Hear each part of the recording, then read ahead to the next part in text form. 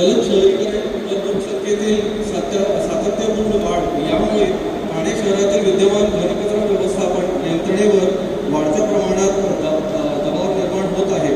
त्यासाठी ठाणे महानगरपालिका यांनी 2042 पर्यंतचं प्रोजेक्शन केलेलं आहे पॉप्युलेशनचं. त्याप्रमाणे 1298 टन प्रतिदिन ते 2319 टन प्रतिदिन इतकी घनकचऱ्याची वाढ होण्याची शक्यता आहे. प्रस्तावित आतपोली येथील एकात्मिक घनकचरा व्यवस्थापन प्रकल्प महानगरपालिका घनकचऱ्याच्या व्यवस्थापनासाठी वैज्ञानिक कार्यक्षम व शाश्वत उपाययोजना उपलब्ध करून देणार आहे. अपेक्षित कचऱ्यातील घटकांचे प्रमाण जैव विघटन कचरा 50% असणार, RDF ज्याला रेसिड्यू डिराइव्ड फ्यूल म्हणतो 35% आणि निष्क्रिय इनर्ट कचरा जो 15 ते 20% असतो. याचं वर्गीकरण आहे. कचऱ्याचे वर्गीकरण प्रक्रिया कंपोस्टिंग व जैव बायोमिथेनेशन माध्यमातून लँडफिलमध्ये टाकण्यात जाणाऱ्या कचऱ्याचे प्रमाण कमी करण्यात मदत होईल. सार्वजनिक आरोग्याचे संरक्षण, पर्यावरणाच्या गुणवत्तेत सुधारणा, त्या गरजांना सक्षमपणे प्रतिसाद देण्यास मदत होईल. प्रकल्पाचे वैशिष्ट्य जिल्हा ठाणे, राज्य महाराष्ट्र. पाण्याची या प्रकल्पामध्ये 50 किलो लिटर म्हणजे 50,000 लिटर प्रतिदिवस पाण्याची गरज असणार आहे, जे MIDC कडून उपलब्ध करून देण्यात येणार आहे. मान्य जिल्हाधिकाऱ्यांकडून घनकचरा व्यवस्थापनासाठी मान्यता प्राप्त आहे. किमान 100 किलो विजेची आवश्यकता असणार आहे. तसेच 15 KVA क्षमतेचे DG सेट याच्यात देण्यात येणार आहे.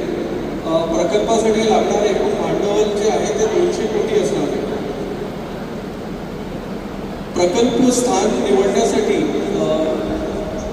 सॉलिड वेस्ट मॅनेजमेंट रूल्स 2016 आणि त्याचं जे अमेंडमेंट 2026 झालेलं आहे त्याप्रमाणे ही जागा जी आहे ती साईट सिलेक्शन क्रायटेरियाला मीट करते. त्याच्यात तलाव किंवा पाठवड तलाव किंवा 200 मीटर अंतरावर असला पाहिजे, जे इथे आहे. नदी नाले 100 मीटर अंतरावर असले पाहिजे, ते पण इथे 100 मीटर अंतरावर आहे. राष्ट्रीय किंवा राज्य महामार्ग 200 मीटर अंतरावर आहे. वस्ती 200 मीटरच्या अंतरावर आहे. सार्वजनिक उद्याने 200 मीटर अंतरावर आहे किंवा त्याच्यापेक्षा जास्तच आहे. आणि पाणी पुरवठा योजनेच्या विहीर हे किमान 200 मीटरपेक्षा जास्त असले पाहिजे, ते पण इथे आहे. आणि विमानतळ जे आहे ते 10 किलोमीटर परिसरात कोणताही नसावा. तर आपल्या अकोली गावाच्या 10 किलोमीटर परिसरात कोणताही विमानतळ नाही. म्हणून नियम 2016 आणि 2026 प्रमाणे ही साईट एकदम योग्य आहे. प्रकल्पाची पुढील माहिती. या प्रकल्पामध्ये एक CBG प्लांट म्हणजे कंप्रेस बायोगॅस प्लांट लावण्यात येणार आहे, ज्याच्यासाठी एकूण 6.49 क्षेत्र असणार आहे. त्या व्यतिरिक्त विंडोज कंपोस्टिंग असणार आहे, प्रशासकीय क्षेत्र, MRF क्षेत्र, त्यानंतर SLFच्या 4 लोकेशन्स असणार आहेत, SLF1, SLF2, 3 आणि 4. त्यानंतर एक छोटंसं सबस्टेशन असणार आहे, विद्युत उपकेंद्र, अंतर्गत रस्ते, उद्यान व वृक्षारोपणाचं क्षेत्र असणार आहे.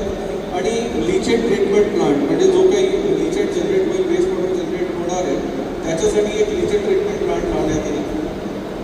हा पूर्ण 35 हेक्टर क्षेत्रामध्ये याचा वेगवेगळे भाग केलेले आहेत. प्रक्रिया पद्धती. नवनिर्मित घनकचरा प्रक्रियेसाठी स्थानिक स्वराज्य ज्या लोकल बॉडीज आहेत त्यांच्याकडून कचरा गोळा करण्यात येईल. आणि वेब्रिज लावून आणि GPS एनेबल्ड जे व्हेकल्स असतील, जे गाड्या असतील, त्याचा वापर करण्यात येईल. आणि साईडवर एक वेब्रिजसुद्धा लावण्यात येईल. संग्रह आणि वाहतूक. त्याच्यामध्ये झाकलेल्या वाहनांद्वारे घराघरातून कचरा संग्रह केला जाईल. संग्रहित कचऱ्याच्या प्रक्रिया केंद्रापर्यंत परिवहन केले जातील. कचरा निर्माण करणाऱ्यांद्वारे ओला कचरा, सुका कचरा, सॅनिटरी कचरा आणि विशेष काळजी आवश्यक कचरा अशा 4 स्वतंत्र डब्यांमध्ये कचरा साठवला जाईल. वरील डब्यांमधून कचरा संकलन दैनंदिन स्वरूपात करण्यात येईल. वायू, जल व ध्वनी गुणवत्ता तसेच घनकचरा व्यवस्थापन नियम 2026 चे पालन सुनिश्चित केले जाते. अटकोली प्रक्रिया सुविधेसाठी क्षेत्रनिहाय वाहन याचे क्षेत्र आहे मोंगरा, जिथून 10 वाहने येतील. त्यांची क्षमता 12.5 ते 14 टन असणार आहे. दिवामधून कव्हर्ड ट्रक्स त्यांची संख्या 14, त्यांचं पण वजन 12.5 ते 14 टन असणार आहे. हिरानंदानी माझीवाडा मानपाडा वर्तकनगर इथून 9 ट्रक असणार आहे. आणि सीबी तलाव क्षेत्र उथळसर नौपाडा कोपरी कळवा वागळे लोकमान्य सावरकर नगर यामधून 25 ट्रकमधून कचरा येणार आहे. त्यात 90% घरगुती कचरा आणि 10% वेगळा कचरा व्यावसायिक कचरा असतो. प्रक्रिया पद्धती ओला किंवा जैविक घटनाशील प्रक्रिया.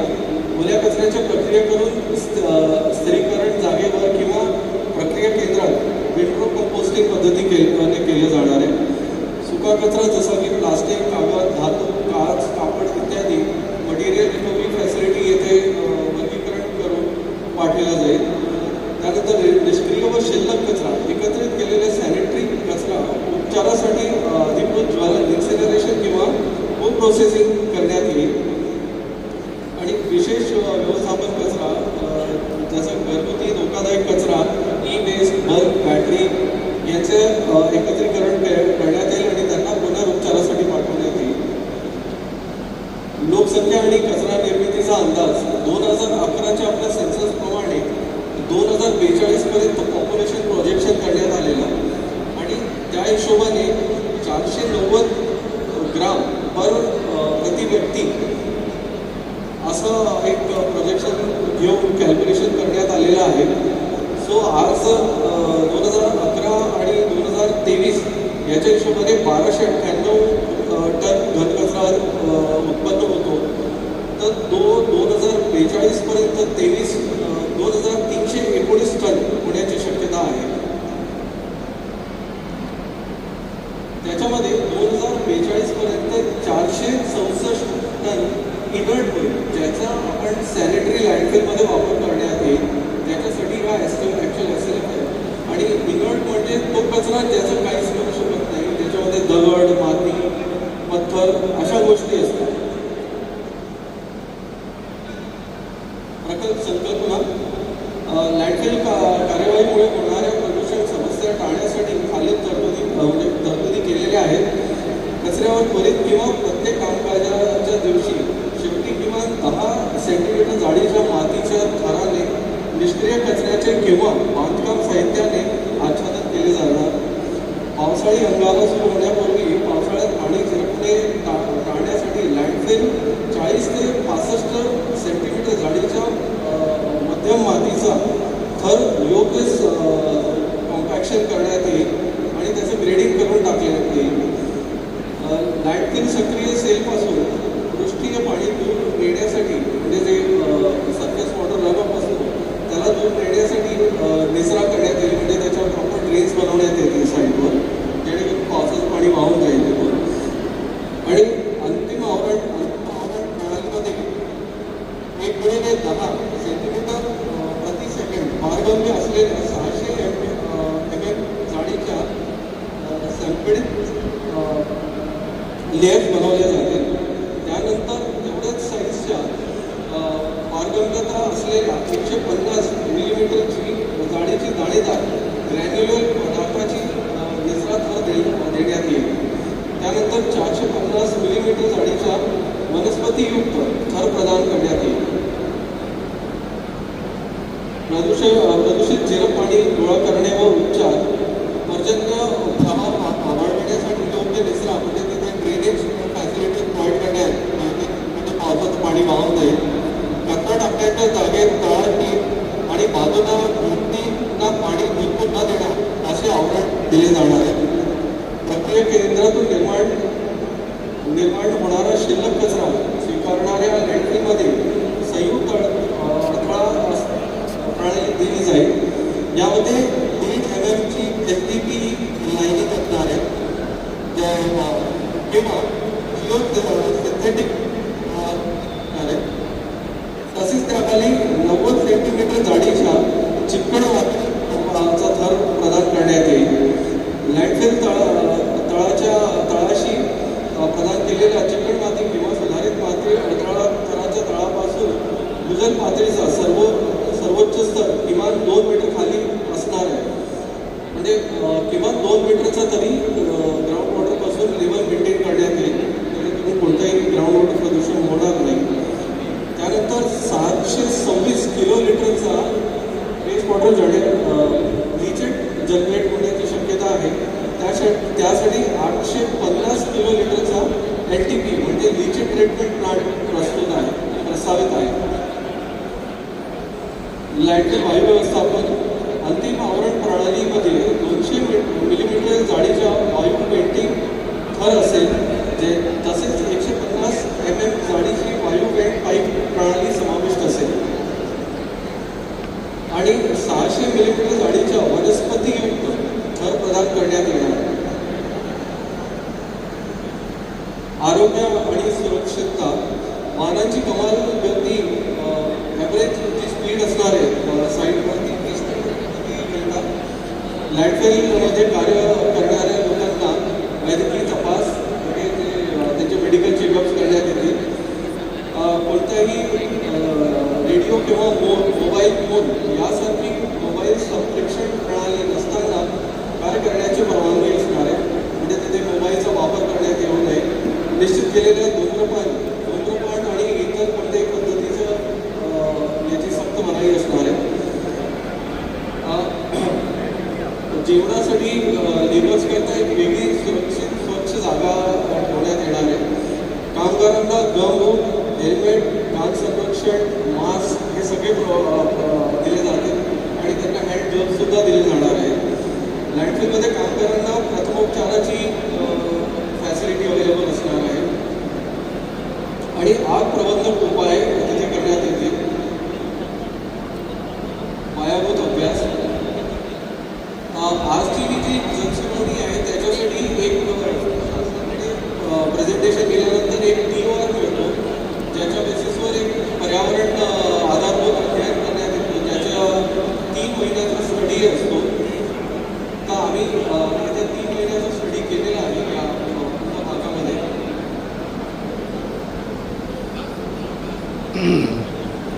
त्याच्यात हवा, पाणी, माती, ध्वनी याचे वेगळ्या लोकेशन्सवर आम्ही सॅम्पल्स घेतले. हवाचे 10 ठिकाणीवर सॅम्पल्स घेण्यात आले होते. नॉईजचे 10 लोकेशन्सवर घेण्यात आले. ग्राउंड वॉटरचे सॅम्पल्स घेतले. त्यानंतर नदी आणि आपल्या भातसा, काळव आणि उल्हास नदीचे पण सॅम्पल्स घेण्यात आले. सॉईलचे सॅम्पल्स घेण्यात आले आणि याच्यासाठी जे मॉनिटरिंग केली त्याच्यामध्ये जी भातसा नदी आहे त्याच्यामध्ये जरा आपल्याला थोडंसं वॉटर क्वालिटी प्रॉपर नाही त्याला दाखवलं.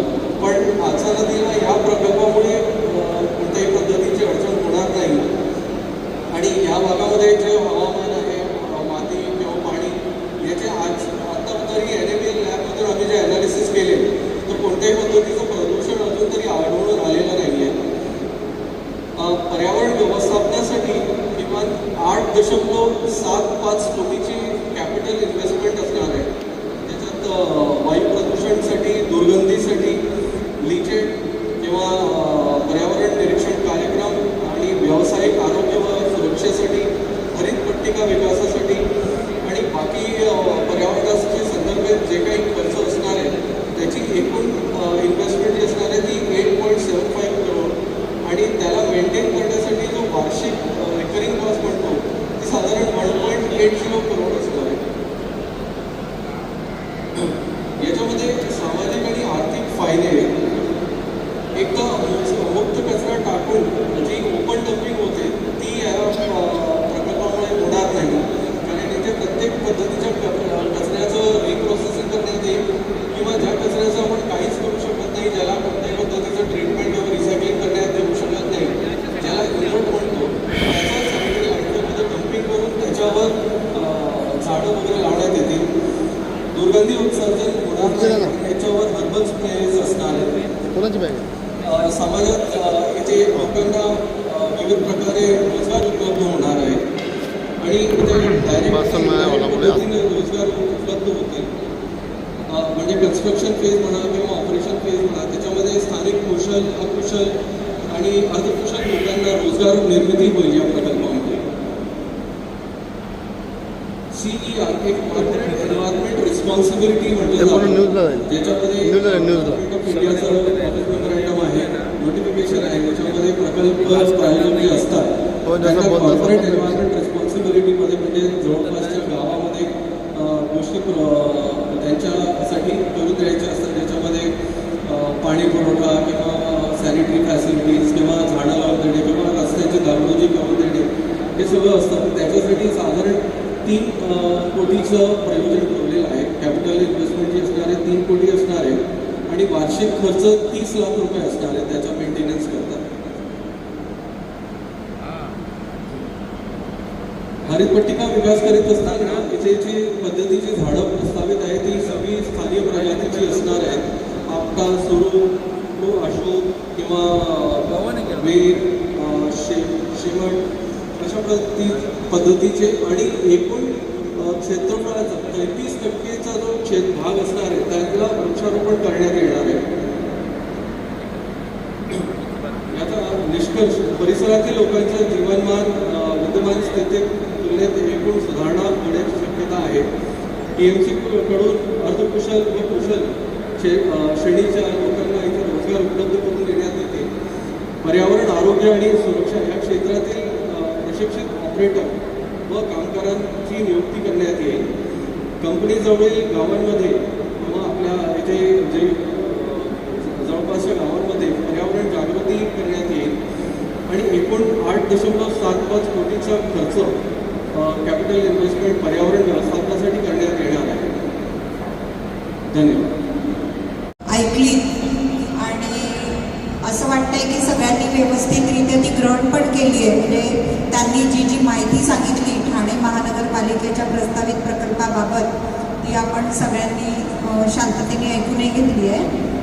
आता आपल्या कुणाला प्रश्न उत्तरं असतील तर आपण एक एक करून पुढे यावं. तत्पूर्वी प्रादेशिक कार्यालय कल्याण या ठिकाणी एक मत व्यक्त झालेलं आहे आणि ते ईमेलद्वारे प्राप्त झालेलं आहे आणि डॉक्टर प्रमोद भोईर, भूमिपुत्र संघर्ष समिती यांनी ते ईमेलद्वारे यांचं मत प्रदर्शित केलं आहे. मी ते थोडक्यात आपल्याला वाचून दाखवते. डॉक्टर प्रमोद भोईर हे असं लिहित आहे की कारणे तक्रार करतो की आमच्या भिवंडी ग्रामीणमधील वरपुली गाव हद्दीत सुरू असलेल्या डम्पिंग ग्राउंडमुळे आमच्या परिसरातील शेती, पाणी, हवा दूषित होऊन भविष्यात मोठं जीवन मरणाचा प्रश्न उपस्थित होणार आहे आणि मुळात कल्याण, ठाणे, मुंबई या शहरातील प्रशासनाने त्यांचा कचरा आमच्या दारात का टाकावा, त्यांनी विल्हेवाट का लावू नये हा खरा प्रश्न आहे. म्हणून सदर डम्पिंग ग्राउंड कायमचा बंद करून आम्हाला न्याय द्यावा, अन्यथा करो की मरो असं भूमिपुत्रांचं आंदोलन उभं राहील आणि त्याला सर्वस्वी सरकार जबाबदार राहील, कळावं. अशा पद्धतीचं आमच्याकडं मत व्यक्त झालेलं आहे. ते ऑनलाईन ईमेलद्वारा प्राप्त झालेलं आहे. तरी या मताच्या अनुषंगाने मी प्रकल्प प्रवर्तकांना विनंती करते की त्यांनी या मताबद्दल योग्य अचूक उत्तर द्यावं.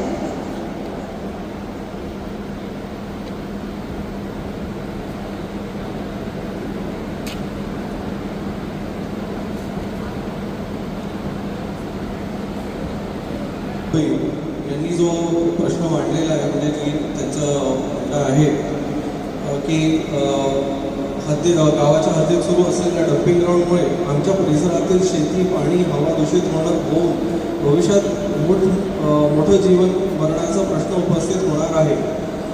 मी तुम्हाला एक याच्यामध्ये सांगू इच्छिते की हा जो डम्पिंग ग्राउंड आहे ह्याच डम्पिंग ॲक्च्युली हा डम्पिंग ग्राउंड नाही आहे, हा टेम्पररी डंप आहे, ज्याच्यासाठी त्यांनी सॉलिड वेस्ट मॅनेजमेंट नियम 2016 आणि सॉलिड वेस्ट मॅनेजमेंट नियम 2026 याच्या अनुषंगानेच त्यांनी ते केलेलं आहे. त्याच्यासाठी त्यांना ती कन्सेंट पण परिषद बोर्डातर्फे मिळालेली आहे.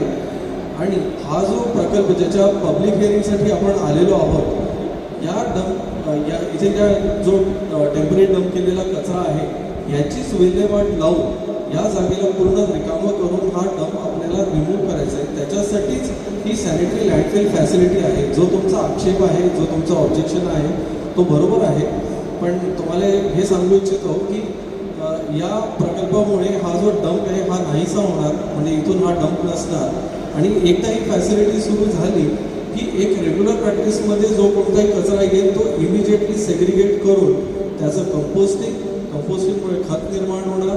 तिथे एक वेस्ट टू एनर्जीचा प्रकल्प, ज्याच्यामुळे एनर्जी जनरेट होणार आणि एक सॅनिटरी लँडफिल साईट, एक मटेरियल रिकव्हरी फॅसिलिटी. म्हणून याला एकत्रित घनकचरा व्यवस्थापन प्रकल्प म्हटलेला आहे, जिथे एकाच जागेवर सगळ्या पद्धतीचा प्रोसेस करून याचा विल्हेवाट लावण्यात येईल. आणि हा प्रकल्प जसा सुरू होईल त्याच्या काही काळामध्ये हा पूर्ण डंप नाहीसा होईल या जागेवर. आणि दुसरी गोष्ट, पर्यावरण संदर्भात आम्ही 10 किलोमीटर रेडियसमध्ये water sampling, water monitoring, air testing, सगळं मातीची पण टेस्टिंग आम्ही केलेली आहे. तर अजून तरी आम्हाला जे हातसा नदी आणि काळू नदीमध्ये जो प्रदूषण आहे तो म्हणजे जुनाचा आहे तो, त्याच्यामध्येच आम्हाला जाणवलेला आहे. पण जवळभागाच्या पाचच्या भागामध्ये असं काही प्रदूषण जाणवलेलं नाही.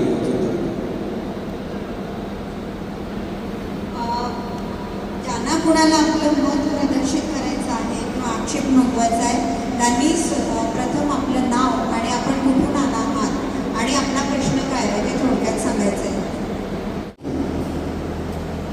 नमस्कार, माझं नाव डॉक्टर घनश्याम पाटील, मुक्काम स्टामणे, taluka Bhiwandi. Maharashtra pollution control board Kalyan यांचे अधिकारी आणि ज्या संस्थेने हा प्रोजेक्ट रिपोर्ट तयार केले त्या संस्थेचे पदाधिकारी आणि सर्वात महत्त्वाचे माझे जे समोर आमचे ग्रामस्थ, ज्यांना या संपूर्ण प्रकल्पाचा प्रचंड त्रास होतोय असे माझे सगळे ह्या परिसरातले ग्रामस्थ. आज आपण या ठिकाणी आतखोल येथील जी डम्पिंग ग्राउंड आहे त्या संदर्भात आपल्या हरकतीचे मुद्दे काय आहेत किंवा आपल्या अडचणी काय आहेत, त्यांचं निराकरण कसं होणार आहे किंवा काय होणार आहे या संदर्भात आपण आपलं प्रश्न इथे उपस्थित करतोय. ॲडव्होकेट संदीप जाधव सरांनी अत्यंत पोटतिडकीने आपल्याला सांगितलं की तुम्ही ऑफिसमध्ये बसून, कार्यालयात बसून तुमच्या समस्या तुम्ही आमच्या माथी मारलेल्या आहेत. इथं स्पष्ट म्हणेल. आणि गोडगेपणा जो काय असतो त्याचं एक मूर्तिपंत उदाहरण म्हणजे ही ठाणे महानगरपालिका. थोडेसे कडक शब्द वापरतो. आपल्या मराठीत एक म्हण आहे, जनाची नाही निदान मनाची तरी. या तुमच्या ठाणे महानगरपालिकेला पाणी कुठून येतो? ठाणे महानगरपालिकेला पिण्याचं पाणी कुठून येतं? कोण आहे ते ठाणे महानगरपालिकेचा प्रतिनिधी?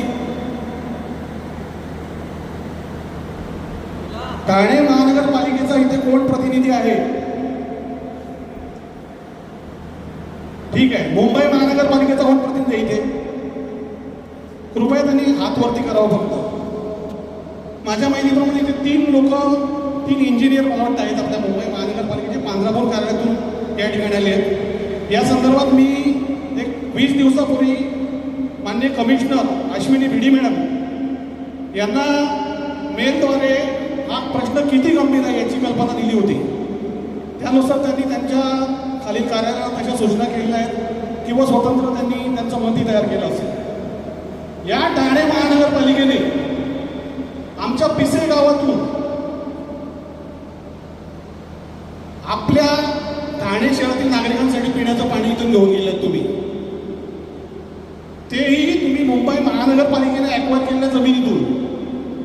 तुमच्या पाईपलाईन इथे आहेत, तुमचा डॅम इथे आहे, तुम्ही पाणी इथून घेऊन जाता आणि तुमची घाण तुम्ही इथे आणून टाकणार का परत? जनाची नाही तर मनाची नाही ठेवा थोडी. आपण रस्त्याने जात असताना जर आपल्याला कोणी पाणी वाचलं तर आपण त्याचे उपकार विसरतो का? पण ही महानगरपालिका इतकी कोडकी आहे की यांनी यांचं पाणी तर आपल्या इथून घेतलंच, पण यांची घाण आमच्या माथी मारलेली आहे इथे. आज WHचा रिपोर्ट आहे, ज्या ज्या भागात डम्पिंग आहेत त्या भागात आरोग्याचे गंभीर प्रश्न निर्माण झाले. जास्त लांब नाही, जे तुमचे कार्यालय प्रदूषण नियंत्रण मंडळ कल्याण तुमच्या परिसरात किती आदरवाडीचं डम्पिंग आहे, तिच्या किती लोकांना त्रास होतोय, याविषयी तुम्ही कधी कारवाई केली आहे का? माझा प्रश्न आहे महाराष्ट्र प्रदूषण नियंत्रण मंडळ कल्याण यांना, तुम्ही ज्या कल्याण शहरामध्ये इथे आला, तुमच्या आजूबाजूला जेवढी घाण तिने साधलेली आहे आदरवाडी डम्पिंग ग्राउंडला, इथे अक्षरशः लोकांना राहणं नको झालंय. दुनियाभरच्या लोकांना त्या तिकडे आजार झाले, श्वसनाचे आजार आहेत आणि सगळ्यात महत्त्वाचं तिथे कायम आग लागायला लागते. या आगीतून कॅन्सर सारख्या समस्या निर्माण झाल्या तिथे. त्याचबरोबर या परिसरात असणाऱ्या मच्छर माशा याच्यामुळे या ठिकाणी पाणी प्रचंड प्रमाणात प्रदूषित होत आहे. ही समस्याला आम्ही तोंड द्यायचं का? तुमच्या ठाण्यातील नागरिकांना आम्ही पाणी होतं त्याचं तरी किमान भान बाळगा. दुसरी महत्वाची गोष्ट, या संपूर्ण परिसरात तुम्ही 5 वेळा ते 6 वेळा भूसंपादन केलेलं आहे. मुंबई महानगरपालिकेचं पिसे धरण 1979, ठाणे महानगरपालिका 2010, मुंबई समृद्धी महामार्ग 2018, टाटा पॉवर लाईन 1970, त्यानंतर तुमच्या शासकीय खाणी आणि आता तुम्ही डम्पिंग आणलंय. म्हणजे तुमच्या दृष्टीने आम्ही कचरा आहोत का? इतक्या प्रकल्पांना आम्ही जमिनी दिल्या आणि पुन्हा तुम्ही आमच्या मध्ये हे प्रकल्प मारता. ज्या जमिनी तुम्ही घेतल्या त्याचं अजून मोबदला मिळाला नाही. या इथे मुंबई महानगरपालिकेच्या अधिकाऱ्यांना विचारा तुम्ही, पिसे गावातील ज्या जमिनी मुंबई महानगरपालिकेने दिलेल्या आहेत त्यांचा मोबदला अजून मिळालेला नाहीये. ठाणे महानगरपालिका तुम्ही काय सोडणार? आमच्या गावासाठी काय सुविधा दिली आहेत? फुकट पाणी घेऊन जाता ना इथून, साधा रस्ता नाही करू शकले तुम्ही. गावाला पिण्याचं पाणी द्यायचं ना दूर. हा उद्रेक याच्या पुढे अजून वाढणार आहे, तुम्ही लक्षात ठेवा. आणि हे ज्या समस्या इथे सगळ्या निर्माण झाल्या आहेत, जर तुमचा प्रोजेक्ट रेडी नाही आहे तर तिथे तुमच्या रोजची 100 गाड्या कशा काय पडतात येऊन? तुम्ही बघितलं का किती प्रमाणात तिथे धूर निघतात? आज तुम्ही तिथे जाताना तिथे व्हिजिट करा पहिले, त्या ठिकाणी पोहोचा, तिथे काय परिस्थिती आहे बघा. तिथे तुम्हाला खेळ वाटलाय का? तुम्ही तुमच्या कार्यालयात बसून आमच्या माथी प्रोजेक्ट मारणार? 6 ते 7 वेळा तुम्ही भूसंपादन या भागात केले तरी तुमचं अजून पोट भरलं नाही का? ज्या जागा आम्ही आमच्या ग्रामस्थांच्या सुख सोयीसाठी ठेवलेल्या आहेत, मोर्चारण जागा असो किंवा इतर जागा असो, त्याच्यावरती तुमचा डोळा कशाला असायला पाहिजे काही अशा विनाशकारी प्रकल्पांना? सगळ्यात महत्वाची गोष्ट, आपण आपल्या घरातील कचरा शेजाराच्या घरात टाकतो का? हो साहेब सांगा, शेजाराच्या घरात आपण कचरा टाकतो का आपला? तुम्हाला तर आम्ही पाणी दिलंय, तुम्ही तुमचा कचऱ्याची व्यवस्था तुमच्या भागात करायची आहे. त्याची विल्हेवाट तुम्ही म्हणता आम्ही शास्त्रीय पद्धतीने करा, मग तुमच्या भागात करा ना. तुम्ही म्हणता वास येणार नाही, मग महानगरपालिकेला हद्दीत करा. आजूबाजूच्या परिसरात जागा विकत घ्या, भाड्याने घ्या, तिथे करा ना. आज तुम्ही अर्धा किलोमीटरवरती फक्त नदी, आणि तुम्ही तुमच्या रिपोर्टमध्ये काय म्हटलंय 10 किलोमीटरमध्ये पाण्याचा कुठलाही साठा नाहीये. तुम्ही नदीचं नाव काय दिलं माहिती आहे का तुमच्या रिपोर्टमध्ये? उल्हास नदी. हे रिपोर्ट याचा अर्थ काय होत आहे? तुम्ही घरी बसून रिपोर्ट तयार केलेले आहेत. भातसा नदी बाजूला आहे, तिथून मुंबई महानगरपालिका, ठाणे महानगरपालिका यांना पाणी जातं. भिवंडी महानगरपालिकेचे प्रस्तावित तिथं प्लॅन आहे आणि तुम्ही नदीचं नाव काय देता? उल्हास नदी. तुम्ही झोपेतून हा रिपोर्ट तयार केलाय का?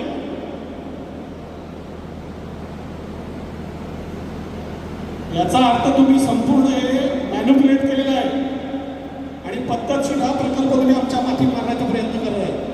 पण कुठल्याही परिस्थितीत आम्ही हा प्रकल्प इथे होऊ देणार नाही. ज्या आधीच्या आमच्या समस्या आहेत त्या पहिले दूर करा.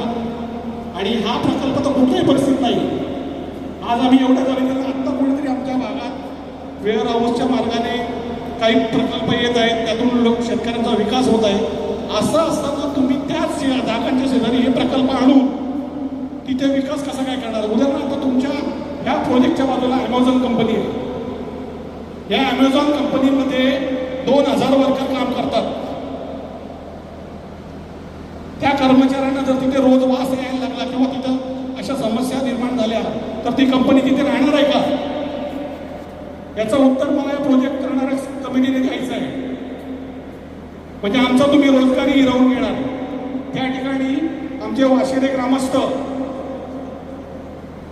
बरेच जण त्या गोडाऊनच्या मार्फत वेगवेगळे तिथे कामं करत आहेत. कोणी पाणी पुरवठा करतो, कोणी ट्रान्सपोर्टचा व्यवसाय करतो. हा जर प्रकल्प तुमचा पुढे चालू झाला तर ते सर्व कंपन्या तिथे बंद पडून बेरोजगारी वाढणार आहे. त्या भागात कुठल्याही प्रकारचा विकास होणार नाही आहे, याची आपण नोंद घ्यावी. आणि हे आमचे सर्व आक्षेप जे आहेत ती मी लेखी स्वरूपात दिलेले आहेत. या लेखी तक्रारीच्या बरोबर WHO रिपोर्टही जोडलेला आहे. वर्ल्ड हेल्थ ऑर्गनायझेशनने डम्पिंगचे काय दुष्परिणाम होतात याविषयी एक अहवाल आहे, तो या अहवालात मी जोडलेला आहे. त्याचबरोबर या सर्व भागात झालेले भूसंपादन, मग ते मुंबई महानगरपालिका असो, ठाणे महानगरपालिका असो, समृद्धी महामंडळ असो, यांचे सर्व पुरावे या ठिकाणी जोडलेले आहेत. मोबदला मिळाला नाही त्याचे पुरावे जोडलेले आहेत. तर या सर्व बाबींची तुम्ही योग्य ती खात्री करावी, चौकशी करावी आणि तातडीने हा प्रकल्प कायमचा बंद करावा.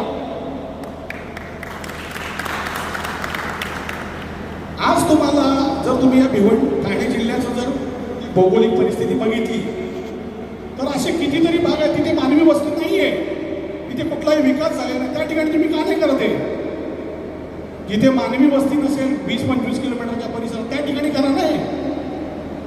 ज्या ठिकाणी हजारो माणसं रोजगार काम तिथे चालू आहे, लोकांच्या शेतजमिनी आहेत, पिण्याचा सगळ्यात मोठा साठा आहे जो मुंबई महानगरपालिकेला पाणी पुरवतो आम्ही. ठाणे महानगरपालिका तुम्ही स्वतः तिथून पाणी उचलताय, याचं तरी भान ठेवा.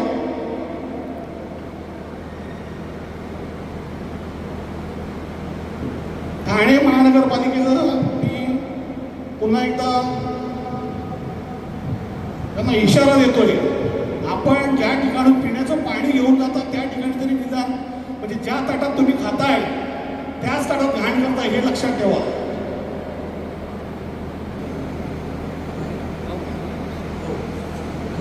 घनश्याम पाटील साहेबांनी लेखी आम्हाला दिलेला आहे, आम्हाला ते मिळालेलं आहे, त्याची नोंद घेतलेली आहे ऑलरेडी. मी 2 मुद्द्यांचे फक्त उत्तर देऊ इच्छिते. पहिली गोष्ट, तुम्हाला उत्तर द्यायला आम्ही ऐकणार नाही. हॅलो, आता स्पष्ट म्हणणं मॅडम, सुनावणी तुमची आहे का त्यांची आहे? सर तुम्ही प्रकल्प गावात एक प्रायव्हेट कंपनी आहात, तुम्ही खाजगी कंपनी आहात, तुम्ही सरकारी यंत्रणा नाहीत. आम्हाला उत्तर एमपीसीबीने द्यावीत ना, मॅडमने उत्तर द्यावीत, डॉक्टर साहेबांच्या प्रश्नाचे उत्तर द्यावीत. आता एक मिनिट, तुम्हाला उत्तर, आम्ही तुमची उत्तर ऐकायला बांधील नाही. आमच्या हरकती काय आहेत ते काही ऐका. होईल साहेब, एक मिनिट. सर्वांना मी पहिल्यांदा तुमच्या सर्वांना एक सूचना देऊ इच्छितो. कृपया आपण सर्वजण इथे एका जनसुनावणीसाठी बसलेलो आहोत. त्या जनसुनावणीचा मुख्य उद्देश आहे की ठाणे महानगरपालिकेने जातखोली या ठिकाणी जे प्रोजेक्ट घेणार आहेत त्या प्रोजेक्टच्या अनुषंगाने एन्व्हायरमेंटलच्या पर्यावरणाच्या अनुषंगाने जर आपल्या काही शंका असतील तर त्या आपण इथे आपल्या नावासह नमूद करायचे आहेत. आणि ह्या प्रोजेक्टचे जे प्रपोजल्स आहेत त्यांनी आपल्या या ठिकाणी त्यांना शक्य असलेले, तुम्हाला काही शंका असतील, प्रश्न असतील तर त्या ठिकाणी त्याची उत्तरं देतील. त्यांची ती जबाबदारी आहे उत्तर देण्याची. आपल्याला ते उत्तर पटलं नसेल तर आपण तसं नमूद करा की आम्हाला यांचं उत्तर पटलेलं नाही आहे, त्याची नोंद मी या ठिकाणी घेईन. आपल्या सर्व प्रश्नांची नोंदसुद्धा घेण्याची जबाबदारी माझ्यावर आहे. त्यांनी दिलेल्या उत्तरांची जे काही ते उत्तर देतील त्याचीसुद्धा नोंद घेण्याची जबाबदारी माझ्यावर आहे. आपल्याला संबंधित उत्तर त्यांनी आपल्या शक्यचं केलेलं निरसन आपल्याला पटलं नसेल तर आपण त्या ठिकाणी ॲग्री किंवा डिसॲग्री असंही आपण आपलं मत नमूद करू शकता. त्याचीसुद्धा नोंद घेण्याची जबाबदारी माझ्यावर आहे. फक्त आपल्या सर्वांना आपलं मत मांडण्याची संधी मिळावी यासाठी मी तुम्हाला सर्वांना एक अध्यक्ष नात्याने एवढीच विनंती करतो की की कृपया या प्रोजेक्टच्या अनुषंगानं आपले जे काही मत असेल, आपली काही शंका असेल, आपले काही प्रश्न असतील, तर पहिल्यांदा आपण जेव्हा माहिती द्याल तेव्हा आपण आपले नाव स्पष्ट स्वरूपात सांगा, जेणेकरून तुमच्या नावाची नोंद मला करता येईल. आपलं गावसुद्धा या ठिकाणी नमूद करा, जेणेकरून मला आपण कुठल्या परिसरात राहता त्या अनुषंगानं त्याची नोंद करता येईल. आणि आपला स्पेसिफिक काय प्रश्न असेल, काय शंका असेल ते स्पष्ट मांडा, जेणेकरून आपला प्रश्न या ठिकाणी माझ्याकडे नोंदला गेला तर त्या प्रश्नाला, तुमच्या प्रश्नाला वरिष्ठ स्तरावरसुद्धा वाचा फोडली जाईल. बरेच वेळा काय होतं की आपण बऱ्याच वेळा प्रश्न मांडताना मूळ प्रश्न माझ्याकडनं ऐकण्याचा निघून जातो. जेव्हा आपण खूप काही प्रश्न मांडतात ज्याच्या या प्रोजेक्टशी जर संबंधित नसेल तर तो नोंदवताना माझ्याकडनं आपला मूळ जो प्रश्न आहे तो स्किप होता कामा नये. याची जशी माझी जबाबदारी आहे तशी आपण प्रश्न मांडताना आपलीसुद्धा जबाबदारी आहे. त्या अनुषंगाने स्पेसिफिक जर प्रश्न आले तर आपले प्रश्न माझ्याकडे नोंदवले जातील, त्याच्या प्रश्नाला आपल्या नोंद घेतली जाईल आणि त्याचं आपल्याला वरिष्ठ कार्यालयाकडनं उत्तर स्पेसिफिक मिळेल. त्यामुळे मी परत अध्यक्ष या नात्याने आपल्याला सूचना पण करतो आणि विनंतीही करतो की आपले स्पेसिफिक प्रश्न असले पाहिजे या प्रोजेक्टच्या अनुषंगानं, पर्यावरणाच्या अनुषंगानं, जेणेकरून आपली जी मतं आहेत, आपले जे काही जनभावना असेल ती शासनापर्यंत पोहोचली जाईल याची खबरदारी घेतली जाईल. कृपया याच्यानंतर प्रत्येकाने एकेकाने येऊन आपले मत इथं जेव्हा गाडी जाईल तेव्हा एकदम वास सुटतो.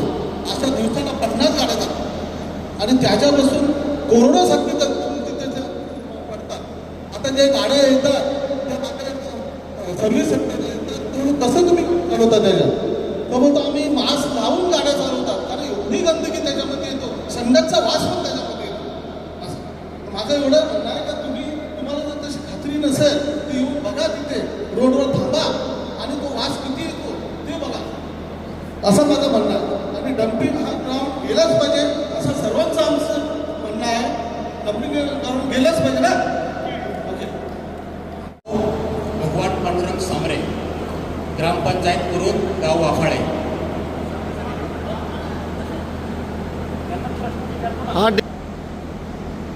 सर्वप्रथम महाराष्ट्र प्रदूषण नियंत्रण मंडळाने जी जनसुनावणी ठेवलेली आहे त्याबद्दल आभार व्यक्त करतो. आणि ज्यांनी हा अहवाल सादर केलेला आहे ते open arc design and environment solution LLP आपला इथं निषेध व्यक्त करतो. जनसुनावणी ठेवल्याबद्दल पुन्हा एकदा आभार. आणि ती जनसुनावणी प्रश्न उत्तराच्या रूपात तुम्ही जी सांगितलेली आहे त्यामार्फत आपण जाऊया असं मला वाटते. हा कचरा कोणाचा आहे? कचरा कोणाचा आहे? आणि महानगरपालिका. मग तो आम्ही का सहन करावा? तर तुम्ही तुमचा प्रश्न आम्ही का सहन करावा? माझा प्रश्न आहे. एकत्रित तुम्हाला उत्तर देतो, अजून काय? माझा प्रश्न उत्तराचा चाललाय. माझा पहिला प्रश्न आहे, हा कचरा कोणाचा आहे? आणि तो आम्ही का सहन करावा? याच्यामध्ये एक तुम्ही ऐकलं असेल SWM solid waste management rules 2016. World Health Organization. माझ्या प्रश्नाचं उत्तर द्या. 2016 आपण तुमच्या ऐकलं. प्रश्नाचं उत्तर नाही देणार, आमच्या प्रश्नाची उत्तरं तुम्ही द्यायची आहेत. देतो ना, त्याच्यासाठीच म्हणतो आहे.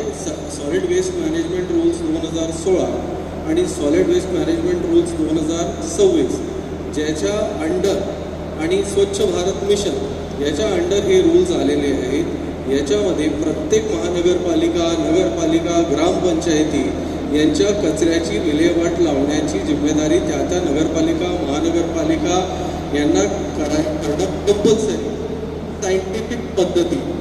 दुसरी गोष्ट, आत्ता जे 2026चे नियम आले आहेत त्याच्यामध्ये जेवढ्या महानगरपालिका आल्या आहेत ज्यांचा कचरा निघतोय त्यांना हे सुद्धा म्हटलेलं आहे की ग्रामपंचायतींचा कचरा सुद्धा तुम्ही गोळा करा आणि त्याचं विल्हेवाट लावायची पूर्ण जिम्मेदारी तिथल्या जवळच्या नगरपालिका, महानगरपालिका यांना दिलेली आहे. तिसरी गोष्ट, रूल्स अँड रेग्युलेशन कोणाला आहेत? कसलं? जे तुम्ही आता रूल्स अँड रेग्युलेशन जे सांगितले ते कोणासाठी आहेत? सगळ्यांसाठी असं महानगरपालिकेसाठी आहेत. नाही, सगळ्यांसाठी आहे. ग्रामपंचायतीसाठी. आपण खास करून ठाणे महानगरपालिकेच्या कचऱ्यासंदर्भात बोलतोय. बिलकुल बरोबर आहे. ठाणे महानगरपालिकेचा कचरा हा त्यांच्या जागेमध्ये त्यांनी विल्हेवाट लावायची आहे, बरोबर. ना की आमच्या आरोग्याशी खेळून आमच्या गावावर आणायचा आहे. ठाणे महानगरपालिकेची किती पटीत जागा आहे? सर, 35 हेक्टरची जागा आहे ही शासनाची जागा आहे आणि जिल्हाधिकाऱ्यांनी ठाणा महानगरपालिकाला बघा बघा बघा, तुम्ही परत मिशिंग करताय. प्रश्न उत्तर ठरलेत ना आपले? प्रश्न उत्तर ठरलेत ना? ठाणे महानगरपालिकेची किती जागा रिकामी आहे? साबळे साहेब, आपली जनसुनावणी जी आहे, आपण MPCBने ही प्रोजेक्टच्या पर्यावरण विषयक संबंधित आपले प्रश्न असतील तर त्याचे उत्तर ते द्यायला सक्षम. अहो साहेब, ऐका, डॉक्टर साहेबांनी मांडलं. एक मिनिट मी बोलतोय आपल्याशी, तर ते उत्तर देतील. जर आपले काही प्रश्न असतील तर ते प्रश्न आपले नोंदवून घेण्यात जातील. जे प्रश्नाची उत्तर देण्यासाठी ते सक्षम नाहीत त्या प्रश्नाची ते उत्तर देणार नाहीत किंवा त्यांना देता पण येणार नाही. त्यांनी देऊ नये. त्यामुळं आमचं म्हणणं आहे देऊ नये. उत्तरं त्यांना देता येणार नाहीत किंवा ते देण्यासाठी सक्षम नाहीत. त्यामुळं आपल्या यांच्याशी या प्रोजेक्टच्या अनुषंगानं पर्यावरणविषयी काही आपल्या शंका असतील ते आपण मांडा. मी पण नमूद करून घेतोय, त्याची ते शक्य असतील तर उत्तर देतील. आपण परत एकदा डायव्हर्शन घेतोय. आमच्या 2 वक्त्यांनी सांगितलं, त्याच्यानंतर प्रश्न उत्तर रूपात चाललोय. आता ती तुम्हाला नकोय, आपण वेगळ्या मार्गाने चाललोय. इथं ठाणे कल्याण नियंत्रण बोर्डाच्या ज्या मॅडम आहेत एक प्रश्न आहे. कल्याणचा जो डम्पिंग ग्राउंड आहे त्याच्या आजूबाजूला कोणते रोग नव्याने उत्पन्न झाले त्याची काही माहिती आहे? जो या अगोदरपासून तिथं आहे.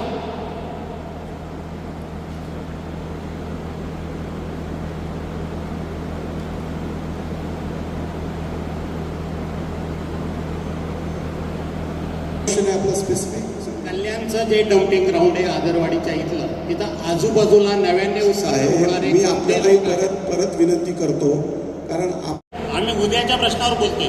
ठीक आहे सर, तुम्ही जे बोलाल त्याची नोंद या ठिकाणी इतिवृत्तामध्ये आणि जे आपण कॉम्पिटंट अथॉरिटी ज्यांना जे पाठवणार आहे आपण इतिवृत्त दिल्लीला, त्यांच्यामध्ये आपले सर्व प्रश्नांची आणि व्हिडिओ शूटिंग सर्व आपण पाठवू. त्याच्यामध्ये आपली नोंद पण घेतली. तुम्हाला ऐकून घ्यायचं नाहीये, स्वीट आणि सिंपल सांगतोय. आमच्या आणि आमच्या पुढच्या पिढींच्या आरोग्याशी खेळायचा अधिकार या स्वतंत्र भारतामध्ये कोणत्याही यंत्रणेला नाही आहे. इथं मोकळा श्वास घेणं, इथं चांगल्या वातावरणात राहणं जो लोकशाहीने दिलेला आम्हाला अधिकार आहे. आणि आमचे प्रतिनिधी म्हणून शासन दरबारी आमची ही भावना तुम्ही शासन दरबारी पोहोचवावी आणि होणाऱ्या आंदोलनाला जर चुकीच्या मार्गाने डम्पिंग ग्राउंड होतच असेल तर त्या आंदोलनाला सामोरे जायची हिंमत सुद्धा आपण ठेवावी. प्रथम मी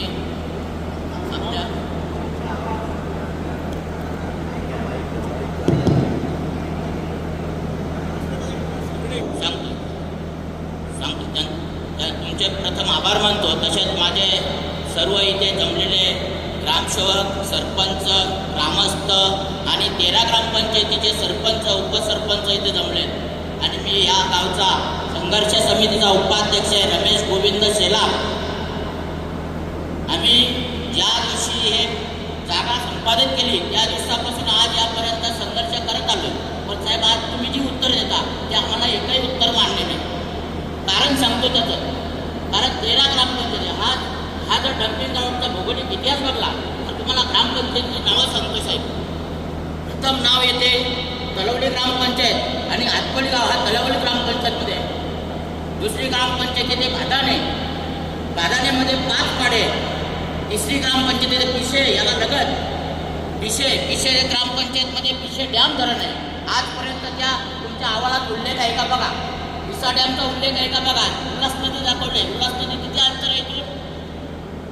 बरं, 1 किलोमीटर अंतर नाही, 500-700 किलोमीटर संपादित झालेली जागा आहे आणि तिथे पिसा डॅमच काय आहे. तसे तिसरी ग्रामपंचायत आहे गिरवली, सावत, आमणे,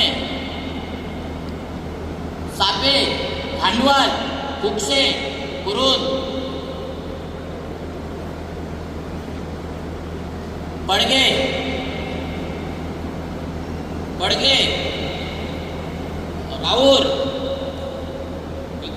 तालुक्यातली एक ग्रामपंचायत तिथे आहे, कारण ती लगत आहे त्याच्या राये जरी नदीच्या त्या बाजूला असला तरी दुर्गंधी खूप जाते तिथे. कालच आम्ही सर्व ग्रामपंचायतींना भेटी दिल्या. सर्व ग्रामपंचायती तुम्हाला आमचे हरकत आहे याच्याबद्दल सर्व लेखी स्वरूपात दिला जाईल आणि आमची ही हे सर्व लेखी स्वरूप केंद्रात जाऊ दे, कारण त्याही लावलेलं आहे का नाही. म्हणजे आम्हाला पूर्ण माहिती पाहिजे ती का तुम्ही काय पाठवलं साहेब. उद्या सगळं तुम्ही चुकीचं पाठवाल, कारण तसं न होताना. कारण साहेब आमच्या इथेशी हा डम्पिंग ग्राउंड जो आहे हा आतवली गाव आज 370 मीटर आहे फक्त आणते. पिशे डॅम जवळजवळ 1 किलोमीटर 200 मीटर 1 किलो 200 मीटर आहे. पिशे डॅम त्याचा क्षेत्र जो आला आहे तो फक्त 300 मीटरवर आहे. डम्पिंग ग्राउंड पिशे डॅममध्ये जाते.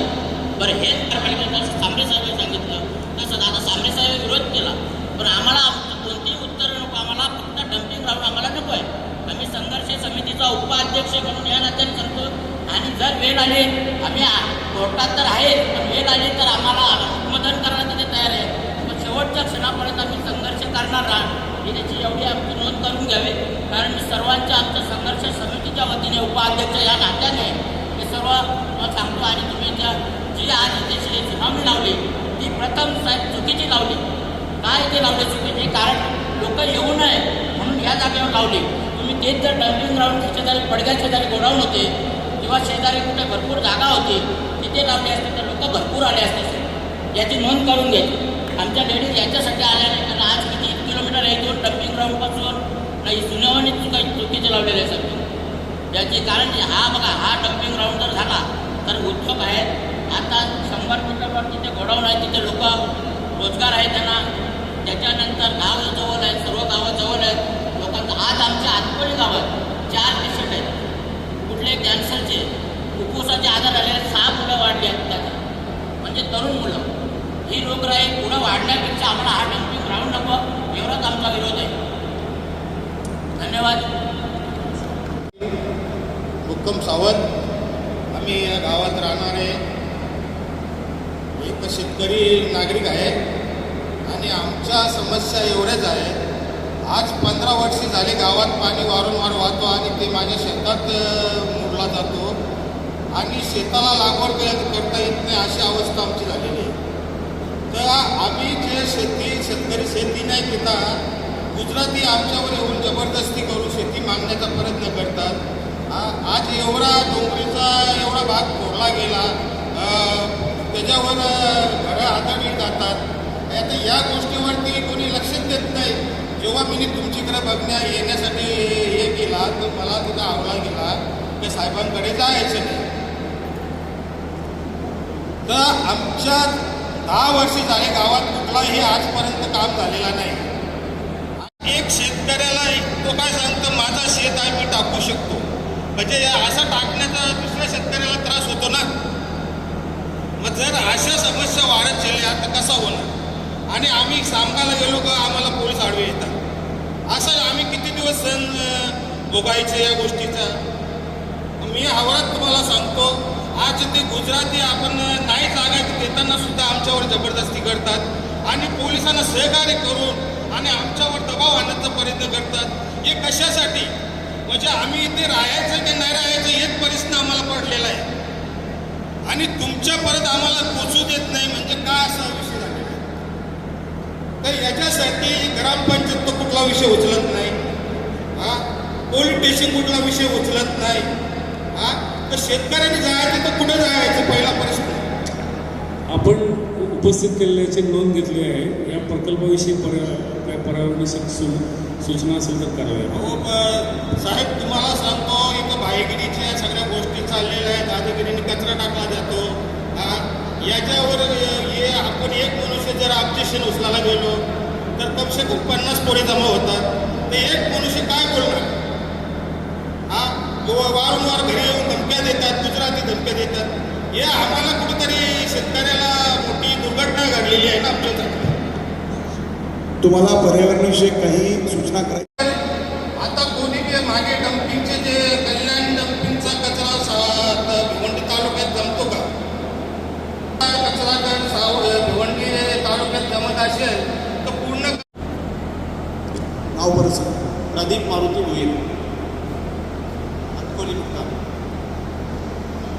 MPCBचं परवानगी नसताना हा कचरा आता वर्षभरापासून रोज 100 गाड्या ऐवा, त्या गाडीवर कोणताही कपडा नसतो, ओपन गाड्या, रस्त्यावर जाता येताना तिथे दुर्गंधी येते सर्वांना, आणि त्यात कचरा टाकण्यात येतो कसं काय? MPCBची परवानगी दिली नाही. पण आता हा डम्पिंग सुरू आहे, हा आपल्या मान्यतेने सुरू आहे का कसं आहे याची आम्हाला माहिती मिळाली.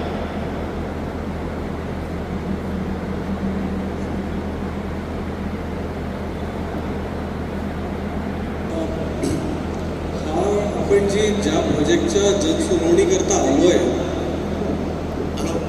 साहेब आम्हाला तुमच्या तुम्हाला मी रिपीट करतोय, मी इथे उत्तर देण्यासाठी नाही आलेलो आहे, मी तुमचं म्हणणं ऐकण्यासाठी आणि ते शासनाकडे देण्यासाठी आलो आहे की लोक तुमचं उत्तर ऐकून घेत नाहीत असं म्हणणं होतं, म्हणून जनसुनावणीसाठी मी आलेलो आहे. मी फक्त इथे तुम्ही काय बोलतात ते योग्यरित्या नोंदवलं गेलं पाहिजे आणि त्या प्रश्नाचं उत्तर त्यांनी जर दिलं, तुम्ही ॲग्री असाल तर ॲग्री, नसेल तर डिसॲग्री असाल तर ते वरच्या स्तरावर कसा जाईल ह्यासाठी आलेलं आहे. या विषयामध्ये प्रश्नाची उत्तरं देण्यासाठी मी इथे नाही आहे, इथे जी यंत्रणा आहे त्यांनी तुम्हाला जे उत्तर दिलं, तुम्हाला जे मान्य असेल तर तुम्ही मान्य म्हणा, नसेल तर मला सांगा की सर या मताशी आम्ही डिसॲग्री आहोत. तुमचं मत मी नोंदवणार आणि वरिष्ठ कार्यालयाकडे हे कळवणार आहे, त्यासाठी मी इथे आले. हॅलो, हे बघा, तुम्ही प्रश्न करायचे आहेत आणि तुम्ही जे प्रश्न करणार आहात किंवा केलेले आहेत ते आम्ही शासनाकडे जे प्रश्न केलेले त्याची आम्ही रीतसर नोंद घेतोय आणि ती नोंद आम्ही शासनाकडे, समितीकडे, योग्य प्राधिकरण आहे त्यांच्याकडे आम्ही ते सादरीकरण करणार आहे. मग तुमच्या प्रश्नांवर समिती विचार करेल, पण तुम्ही प्रश्न मांडा फक्त आणि अटकोलीच्या प्लांटच्या रिलेटेडच प्रश्न तुम्ही मांडा. अटकोलीच्या प्लांटच्या रिलेटेडच प्रश्न आहेत. बरं. जर तुमची प्रदूषण मंडळाची NOC त्यांना जर नसेल तर आता हे कचरा टाकतात कशामुळे? दबावाने टाकतात का सरकारच्या? का ठाणे महानगरपालिका काहीही करू शकते? ठाणे महानगरपालिकेला अधिकार आहे का? हे बघा, ऐका, त्या ज्या जागेत, ती जागा एकूण 85 एकर जागा आहे सध्याच्या घडीला आणि त्याच्यामध्ये 35 एकर जागेमध्ये तो प्लांट उभा केला जाणार आहे आणि त्यासाठी जिल्हाधिकार्यालयाकडनं ऑलरेडी NOC मिळालेली आहे आणि ती NOC सगळ्या परवानगी घेऊन, मीटिंग घेऊन, विजिट्स वगैरे करून ती NOC दिली गेलेली आहे. प्रत्यक्षात ठाणे महानगरपालिका अटकोली गावामध्ये कधीही आली नाही. अटकोली गाव हे या कचरा डम्पिंगची जे स्पॉट आहे त्याच्यापासून किती मीटर अंतरावर आहे यांनी कोणी पाणी केलेले नाही. हा जो अहवाल आहे हा तुम्ही ध्वनी प्रदूषण, वायू प्रदूषण कुठं बघितला?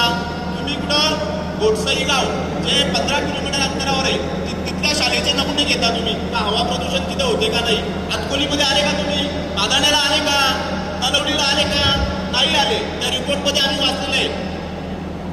आणि ह्या जो डम्पिंग ग्राउंडची जी जागा आहे या जागेपासनं 600 ते 700 मीटर अंतरावर पिसे डॅमचा धरण क्षेत्र आहे आणि तिथे हा पाणी जातोय, पाण्याचा निचरा होतोय. आजूबाजूच्या शेतकऱ्यांच्या जमिनी शेती करू शकत नाही. शेतकऱ्यांच्या वतीने आम्ही कोर्टात सुद्धा आहे, तिथे सुद्धा आम्हाला काही न्याय मिळत नाही. हरकती आहेत त्या सगळ्या आम्ही अहवालामध्ये त्याची नोंद घेतोय आणि घेऊन आम्ही प्राधिकरणाकडे ते सादर करू. ठीक आहे. आणि दुसरा प्रश्न असा का तिथे जो कचरा आपण तक्रारी केल्या, ठाणे महानगरपालिका आयुक्तांना पण मी निवेदन दिलेलं आहे. ह्या कचऱ्याचे फोटो बघा, तो चालण्यात येतो. याचे दुष्परिणाम आमच्यावर होतो ना. आमची पिढी बर्बाद करू का आम्ही तुमच्या ठाणे महानगरपालिकेसाठी? आम्ही आमच्या गावामध्ये जेवण करायला बाहेर आम्ही बसू शकत नाही. गावामध्ये माशांचा एवढा सुळसुळाट असतो, मच्छर असतात. आम्ही ग्रामपंचायतीमार्फत जिल्हा परिषदेला तक्रार केली. जिल्हा परिषद आरोग्य विभागाने नोव्हेंबर 2025 मध्ये एक रिपोर्ट दिलेला आहे. तो रिपोर्ट मी तुम्हाला वाचून दाखवतो. ठीक आहे, तुमच्याकडे जे काही आता ते सोबत विनंती आहे तर प्रत्यक्षात आता जो कचरा टाकायला चालू आहे ते 20-20 फूट पाणी आहे आणि त्या पाण्यामध्ये कचरा टाकताय तुम्ही आणि तोच पाणी पुढे शेतामध्ये जातोय. आता तुम्ही व्हिजिट करा लगेच. तुम्ही प्रत्यक्षात काही केलं नाही. AC रूम मध्ये बसून रिपोर्ट बनवले. मी आरोग्य विभागाचा एक तुम्हाला याच्यावर देतो. डम्पिंग ग्राउंडच्या ठिकाणी जो कचरा टाकलेला आहे त्यावर प्रचंड प्रमाणात माशा आढळून आल्या. तसेच अतिशय दुर्गंधी पसरलेली होती. अक्कोली चिराटपाडा या गावात भेट दिली असता सर्व ठिकाणी खूप जास्त प्रमाणात माशा आढळून आल्या. काही ठिकाणी स्वयंपाकघरात पाणी गेली असता सर्वत्र माशा होत्या. आजूबाजूच्या संपूर्ण परिसरात अतिशय दुर्गंधी पसरलेली आहे. तसेच डम्पिंग ग्राउंडच्या बाजूला जो पाणी आहे त्यातील एका बाजूला पाणी पूर्णपणे खराब झालेले आहे. या सर्व बाबी लक्षात घेता सदर परिसरातील गावांमध्ये माशांमुळे अन्न दूषित होऊन तसेच अनेक प्रकारचे आजार होण्याची दाट शक्यता आहे. तसेच भविष्यात आजूबाजूचे पाणी स्रोत दूषित होऊन मोठ्या प्रमाणावर जलजन्य आजार होण्याची शक्यता आहे. डम्पिंग ग्राउंडच्या ठिकाणी जो कचरा टाकण्यात येतो त्यावर नियमित औषध फवारणी करतच नाही आणि दररोज टाकलेल्या कचऱ्यावर मातीचा थर टाकणे गरजेचे. माती त्याच्या टाकून त्याला आरोग्य विभाग भिवंडी पंचायत समिती 21/11/2025 पत्र आहे.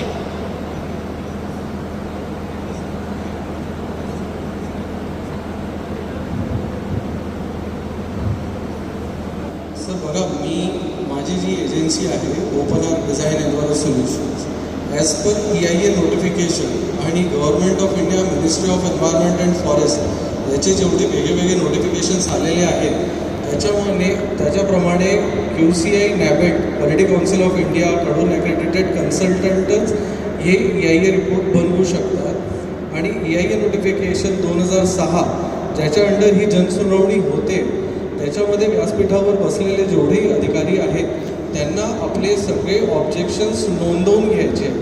तुमचे जे प्रश्न असतील ते तुम्ही लेखी स्वरूपी द्या किंवा तोंडी द्या, जसं तुम्हाला द्यायचं आहे. आणि ब्रीफमध्ये त्याचं जे आन्सर आहे ते आम्हाला द्यायचं आहे. आणि ह्या सगळ्या गोष्टी नोट होत आहेत.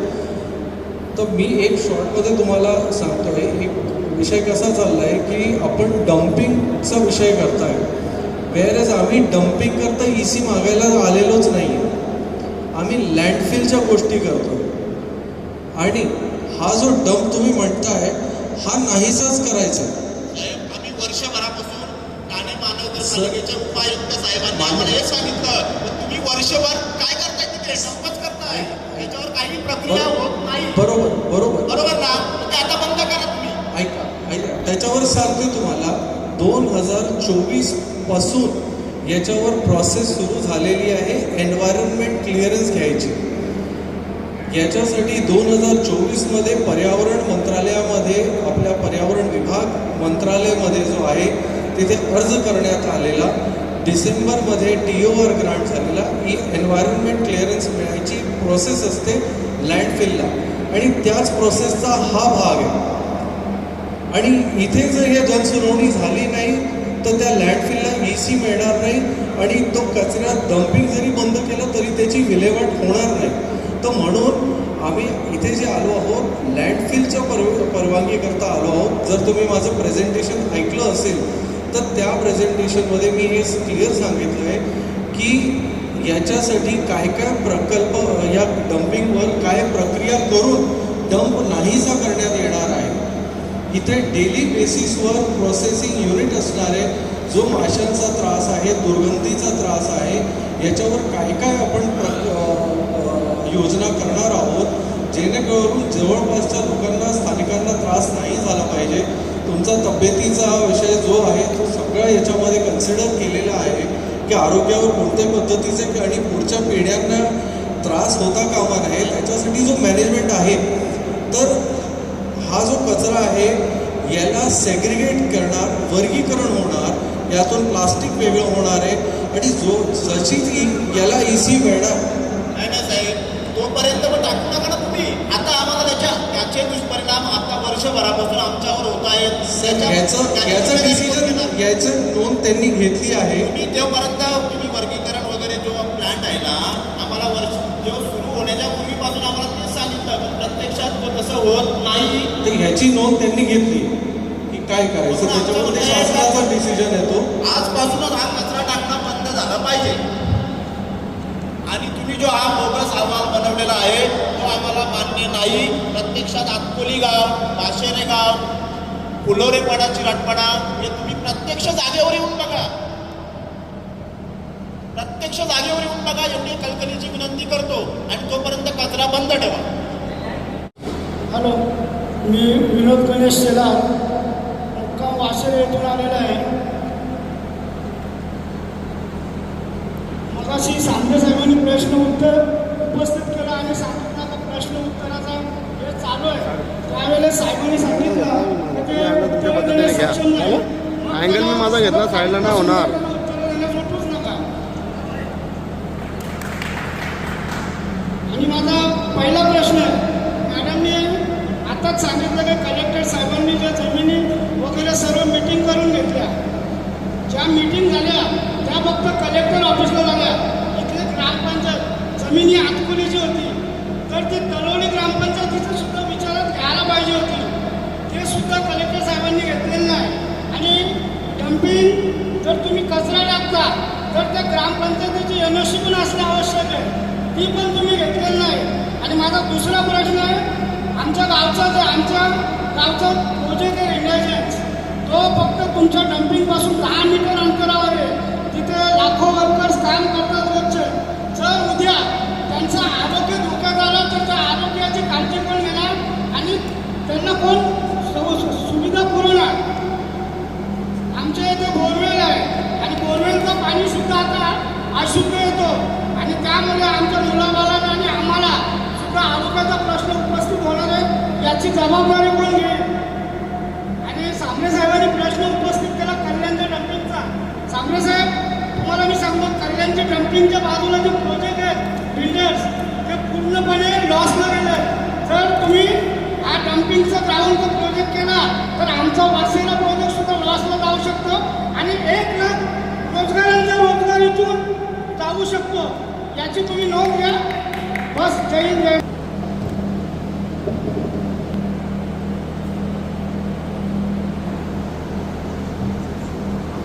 सर, तुम्हाला बोलायचं आहे हॅलो, चिरटपाडा गावातून. आता मगाशी मी सरांचं जे प्रेझेंटेशन बघत होतो, त्यांनी काही गोष्टी सांगितल्या. ॲक्च्युली त्या आपण आधी पण डिस्कस केलेल्या आहेत. बऱ्यापैकी म्हणजे आपल्याकडे म्हणजे आता तुम्ही एक असं समजा की आतकोली गावात तुम्ही समजा आता हे करायला घेतलं, तुम्ही जे प्रोजेक्टचं जे आता म्हणजे सांगितलं 200 मीटरपासूनपर्यंत तुमचं मिनिमम तुमची हे पाहिजे, ज्याच्यामध्ये शाळा नको, कॉलेज नको, तुमचं तलाव नको, धरण नको, किंवा विमानतळ 10 किलोमीटर मॅक्सिमम मिनिमम अंतर पाहिजे, बरोबर? तर मग आपण हे जे आता लोकेशन घेतलं आहे तिथे नीट तिथे जागेवर बसून बघून घेतलं आहे की फक्त मॅपवर बघून घेतलं आहे? कारण मी तुम्हाला सांगतो की जर तुम्ही नॅचरल जागेचा फ्लो बघितला, तिथला जर लोकेशन बघितलं, पाण्याचा जो फ्लो आहे नॅचरल फ्लो तो नदीकडेच जाणार, ठीक आहे ना? आणि तिथून नदीचं जे बॅकवॉटर आहे ते हार्डली मी सांगतो 500 मीटर अंतरावर आहे. ते 500 मीटर अंतर असो का 5 किलोमीटर असो, जर तुमचं नदीमध्ये पाणी जात असेल तर त्याला त्याचा त्रास होणारच आहे. तुम्ही 200 मीटरचं अंतर ठेवून करणार काय? जर बॅकवॉटरला जर तुमचं पाणी जाणार आहे, चिरटपाडा अतकोलीच्या दरम्यान जी मागची साईड आहे, ते तुम्ही इकडनं फक्त बघितलं, तुम्ही त्या साईडनं बघितलं ना की त्याची उंची किती, तर नॅचरली पाणी नदीकडेच वाहणार. मग त्याचा तुम्ही कसा बंदोबस्त करणार, त्याचं तुम्ही काय हे केलं? पहिला प्रश्न. दुसरा प्रश्न तुम्ही सांगितलं की तुम्ही बरेचसे सॅम्पल घेतले, बरेचसे जागेतले आणि त्याच्यात तुम्हाला काहीच आढळून नाही आलं. मला हे तुम्हाला विचारायचं आहे की तुम्ही सॅम्पल घेण्याचं कारण काय? जर तुमचा प्रकल्प जसं झाला नाही तुमच्या म्हणण्यानुसार, तर सॅम्पल घेऊन नक्की तुम्ही सिद्ध काय केलं आणि ते सॅम्पलचं तुमच्याकडे काय, तुम्ही कधी घेतले, कुठे घेतले, त्याचा रिपोर्ट काय आला, त्याचं काय हे आहे, त्याची जबाबदारी तुम्ही घेणार आहात का? इन फ्युचर जर समजा तुमच्याकडे या परिसरात आता आम्ही बघतो, आम्ही मागच्या 20 वर्षापासून बघतो, जसं डॉक्टरांनी सांगितलं की तुम्हाला पाणी आम्ही देतो, ठीक आहे, तुम्हाला ॲक्च्युली हे पाणी आम्हाला नाही भेटत, पण ठाणे आणि मुंबई महापालिकेला भेटतं. साहेब, मला एक तुमच्यासाठी एक प्रश्न आहे. मला एक असं बोलायचं आहे की समजा आता 15 दिवस अजून पाऊस नाही पडला किंवा अजून महिनाभर पाऊस नाही पडला, कुठून पाणी आणणार हो? कुठून आणणार आहेत? पाणी तयार करता येतं का?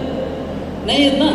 मग तुम्हाला जर खरोखर करायचंच असेल ना, ती जी जागा आहे ना त्याच्यासाठी पाण्याचं स्टोरेज बनवा, जिथे पाणी स्टोरेज होईल म्हणजे तुम्ही मुंबईला घेऊन जा, नाही तर आमच्यासाठी आमच्या आजूबाजूच्या 15-20 गावांना ते होईल. याच्यासाठी काहीतरी व्यवस्था करा. भले आम्ही नदीचं पाणी उचलून त्याच्यात टाकून तिथून आमच्या गावच्या योजना तयार करू. आमची सामायिक जमीन आहे गावची आणि ती मागच्या 150-200 वर्षापासून आमच्या गावात आहे. आम्ही तिथे काही नाही केलं, पण आता तिथे आपण हा प्रोजेक्ट आणला आहे आणि त्याच्यामुळं पहिलं तर पाणी दूषित झालं आणि ते होणार आहे. तुम्ही मला वाटत नाही साहेब, तुम्ही मला एक सांगा, आता जे जिथे जे खाणे आहे, जिथे आता तुम्ही हे टाकताय, किती खोली आहे हो? किती खोल आहे? एक दगडाचा एक ठराविक थर गेल्यानंतर तुम्हाला तो मुरणारच आहे ना पाण्यात, बरोबर. मग ते आजूबाजूच्या ते ऑलरेडी हाईट आहे, पाणी नॅचरली जाणार खालच्या साईडला. मग त्याचं काही तुम्ही हे केलं आहे का की तुम्ही फक्त याच्यातच बघणार? सर याचं उत्तर द्या, मग मी दुसरे 2 गोष्टी सांगतो.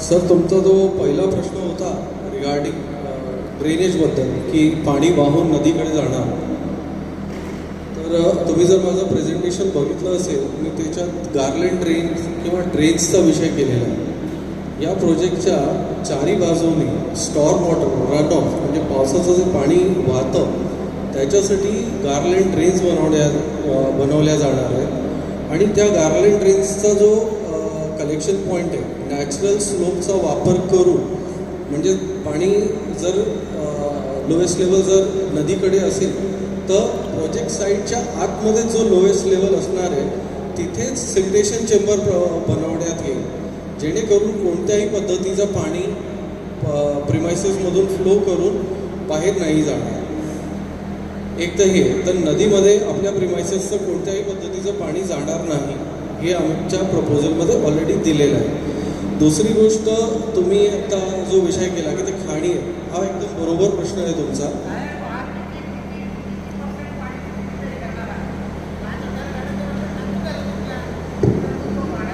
सर पाणी ग्राउंड वॉटर पण सर मला 1 मिनिट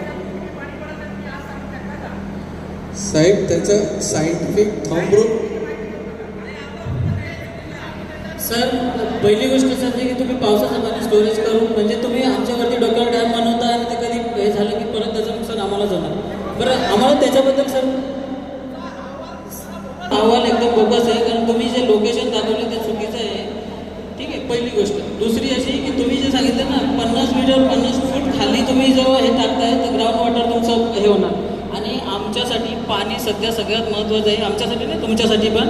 तुम्ही लक्षात घ्या, जर 1 महिना पाऊस नाही पडला ना अजून सगळ्यांचे वाहने होणार आहेत, तर पाण्यासाठीचे सोर्स तयार करा, पाण्यासाठी काहीतरी त्या जागेचा तुम्ही त्याच्यासाठी वापर करा, असं माझं म्हणणं. ठीक आहे, ठीक आहे. मी ग्रामपंचायत आमणे आणि ग्रामपंचायत पिसे फुलोरीपाडा, आम्ही टोटल शेतकरी 17 लोक आहेत आमच्या त्याचं. हॅलो, हां, तर आमची 35 एकर जागा आहे आमची 17 शेतकऱ्यांची. आणि या डम्पिंगचा जो कचरा आहे, कचऱ्यावर केमिकल मारून त्याचा नासण्याचा प्रश्न हे करतात, त्याचा त्या पाण्याचा निचरा आमच्या शेतीमध्ये येतो. आणि शेतीमध्ये आल्यामुळं आमची 35 एकर जागेमधून 22 एकर जागा आमची शेती आहे, म्हणजे भात शेती आहे. बाकी आमची गवत आहे, तर गवताचं तुम्ही सोडून द्या. पण 22 एकरमधून आम्ही मागच्या वर्षी 2च एकर लावली.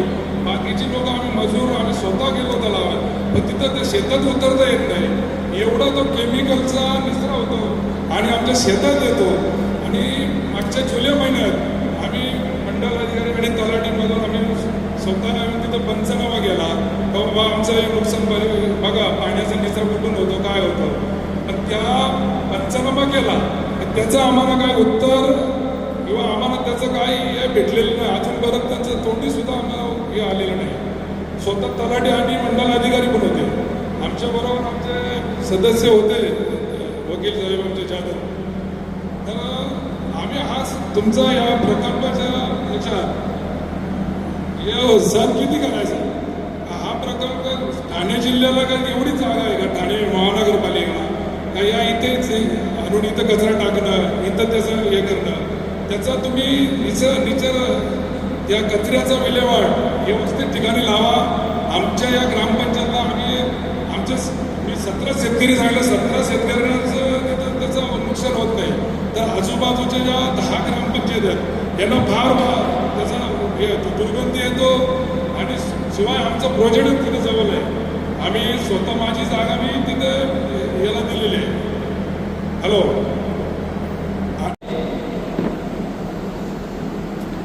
तुम्ही दादांत खोटं सांगताय. तिथे ते वेस्ट मॅनेजमेंट पासून 400-500 मीटरवर घरं आहेत, वाशिरेचे आहेत, आतकुलीचे आहेत. सर याची कृपया नोंद घ्या.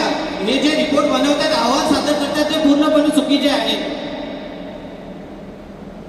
मागच्या वर्षी त्याच ठिकाणी जवळजवळ 4 ते 5 हजार लोकांची जाहीर सभा झालेली आणि जिल्हाधिकारी कार्यालयाकडून आणि भिवंडी तहसीलदार प्रांताधिकारी इकडनं सर्व अधिकारी, स्थानिक खासदार, आमदार आणि वेगवेगळ्या पक्षांचे पदाधिकारी तिथे उपस्थित होते. आजूबाजूच्या जवळजवळ 15 ते 20 गावांची मंडळी तिथे उपस्थित होती. त्यांचा आक्रोश समजून घ्या. मी तुम्हाला मुद्दे मांडतो या ठिकाणी. मुळातच आम्हाला ठाण्याचा कचरा इथे मान्य नाहीये. कृपया याची नोंद घ्यावी. ठीक आहे. या अनुषंगाने मी तुम्हाला काही सांगू इच्छितो की तुम्ही शासकीय जमिनीचं जे हस्तांतरण केलंय वेगवेगळ्या म्हणजे त्या संबंधित भिवंडी तालुक्याचा पडक्या भाताणे परिसराचा विचार केला, जवळजवळ 7 ते 8 वेगवेगळ्या प्रोजेक्टसाठी तुम्ही ती जागा घेतलेली आहे. आता ही जी जागा घेतलेली आहे त्या जागा तुम्हाला घेताना भौगोलिक हस्तांतरण करताना स्थानिक ग्रामपंचायतीला तुम्ही ना दाखले घेतले का?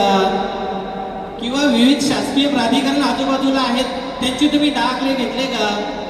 ना हरकत म्हणून नाही. तुम्ही स्वतःच्या मनमानी पद्धतीने मला थोडक्यात सांगायचं असं आहे की ठाणे महानगरपालिकेने ह्या जागेवर जे आता कचऱ्याचं डम्पिंग चालू केलंय ते मनमानी पद्धतीने चालू आहे.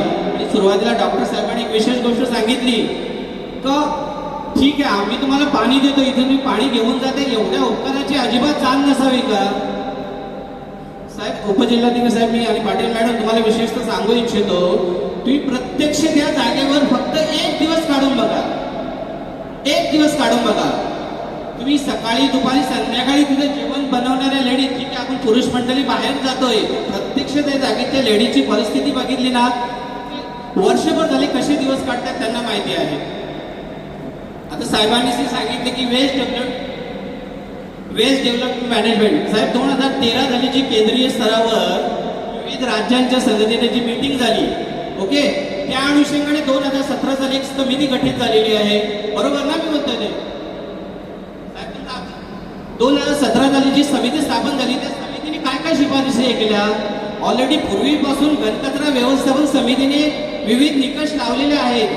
पण आधुनिक काळात जी भारतामध्ये डेव्हलपमेंट होते, वेगवेगळे प्रोजेक्ट्स येतात, बाहेरील कंपन्यांचे जे इन्व्हेस्टमेंट या ठिकाणी वेगवेगळ्या उद्योगांच्या स्वरूपाने येत आहेत. ओके, त्या अनुषंगाने 2013 साली केंद्र शासनाने एक मीटिंग जे केंद्रीय स्तरावर एक मीटिंग आयोजित केली आणि त्या अनुषंगाने 2017 साली एक समिती स्थापन केली. त्या समितीने आपले जे भविष्यातले येणारे इलेक्ट्रॉनिक आणि इतर कचऱ्याचे व्यवस्थापनासंदर्भात निकष होते ते तिथे सादर केले.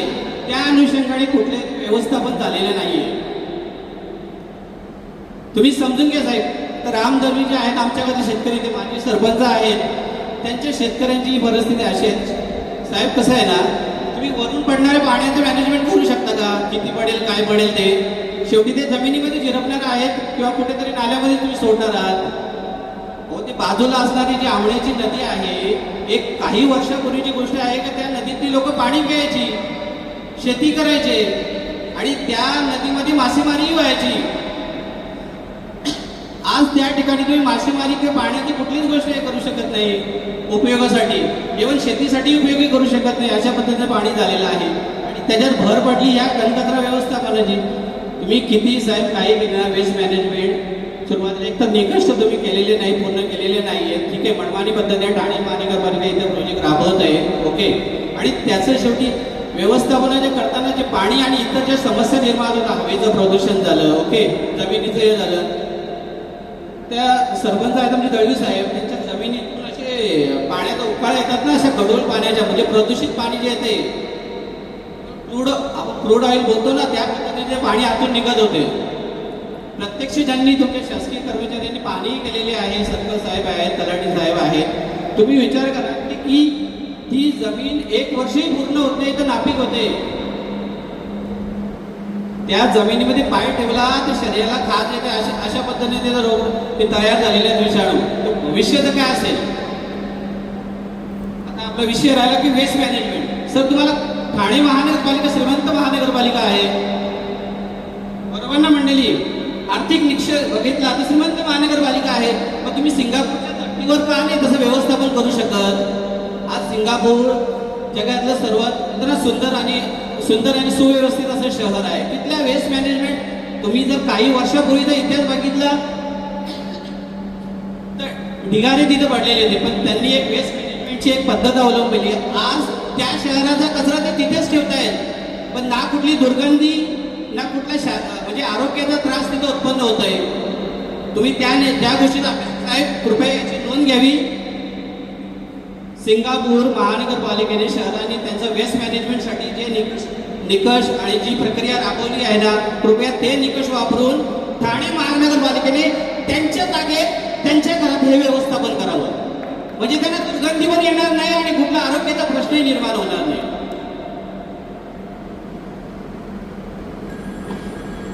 तिसरा मुद्दा असा महत्वाचा आहे की संबंधित ठिकाणी जो तुम्ही व्यवस्थापन जे करणार भविष्यासाठी तुमच्या हे लक्षात असायला पाहिजे की संबंधित तुम्ही जे व्यवस्थापन करणार आहात डम्पिंगचं, त्याच्या जस्ट बाजूला गॅसची पाईपलाईन गेलेली आहे इमिजिएट, आणि गॅस पाईपलाईनच्या इमिजिएट पलीकडे ठाणे ग्रामीणचं पोलीस मुख्यालय आहे. जवळजवळ 54 एकर जागा त्याच्यासाठी हस्तांतरण झालेलं आहे. संबंधित इथं पोलीस अधिकारी असतील, निघून गेले ते 54 एकर जागा ठाणे पोलीस ग्रामीण मुख्यालयासाठी तिथं हस्तांतरण झालेलं आहे. बाजूला पिसे डॅम आहे, लॉजिस्टिक पार्क आहेत. म्हणजे आमच्या शेतकऱ्यांना कुठे मागच्या 10-15 वर्षापासून तिथं लॉजिस्टिक आणि समृद्धी आलेली आहे. वेगवेगळे रोजगार भेटत आहेत. ओके, शेतकऱ्यांना पूर्वी ज्यांनी जी गरिबी अनुभवलेली आता ती कुठून बाहेर निघतायत, तुम्ही परत त्यांच्या माथी एक वेगळी गोष्ट लागताय का? म्हणजे समृद्ध झालेला परिसर तुम्ही परत गरीब करायचा किंवा त्याला उद्ध्वस्त करून टाकायचं का? तुम्हाला हे करायचं आहे तर तुम्ही सिंगापूरच्या हिशोबाने आणि नॉर्वे म्हणून शहर आहे जे युरोपमधलं, तिथलं वेस्ट मॅनेजमेंट जरा बघा ना, त्याचा अभ्यास करा. ठाणे महानगरपालिका श्रीमंत आहे, तिकडे कमिटी पाठवा ना, तुमच्या शिष्टमंडळ पाठवा, ते अभ्यास करतील किंवा त्यांना इकडे देऊन बनवलं तर तेही करून देतील ना. मध्य प्रदेशमध्ये इंदोर शहराचे जे आयुक्त आलेले, पूर्वी ज्या पद्धतीने इंदोर शहरामध्ये किती घाण असायची, पण त्यावेळेस त्या आयुक्तांनी स्वतः जे इन्चार्ज झाले तिथले, त्यांनी वितीनं 5 वर्षामध्ये साहेब म्हणजे लाखो करोडो टन कचरा असलेला 6 महिन्यात साफ केला आणि आज तिथे एक सुंदर बाग तयार झालेली आहे. तर व्यवस्थापन करताना सोबत आजूबाजूला समृद्धी जाणार नाही आणि शेतकरी उद्ध्वस्त होणार आहेत, गावं आपल्या जागी टिकून राहतील याचं भान ठेवा. त्याचे सर्व प्रोसिडिंग तयार केलं जाईल, त्याचं व्हिडिओ शूटिंग झालेलं आहे, नोंद झाल्यानंतर त्याचं इतिवृत्त तयार केलं जाईल. त्या इतिवृत्ताची कॉपी वगैरे जे आपण आता बोललेलं आहे, ज्या चर्चा झाल्या त्या सर्वांची नोंद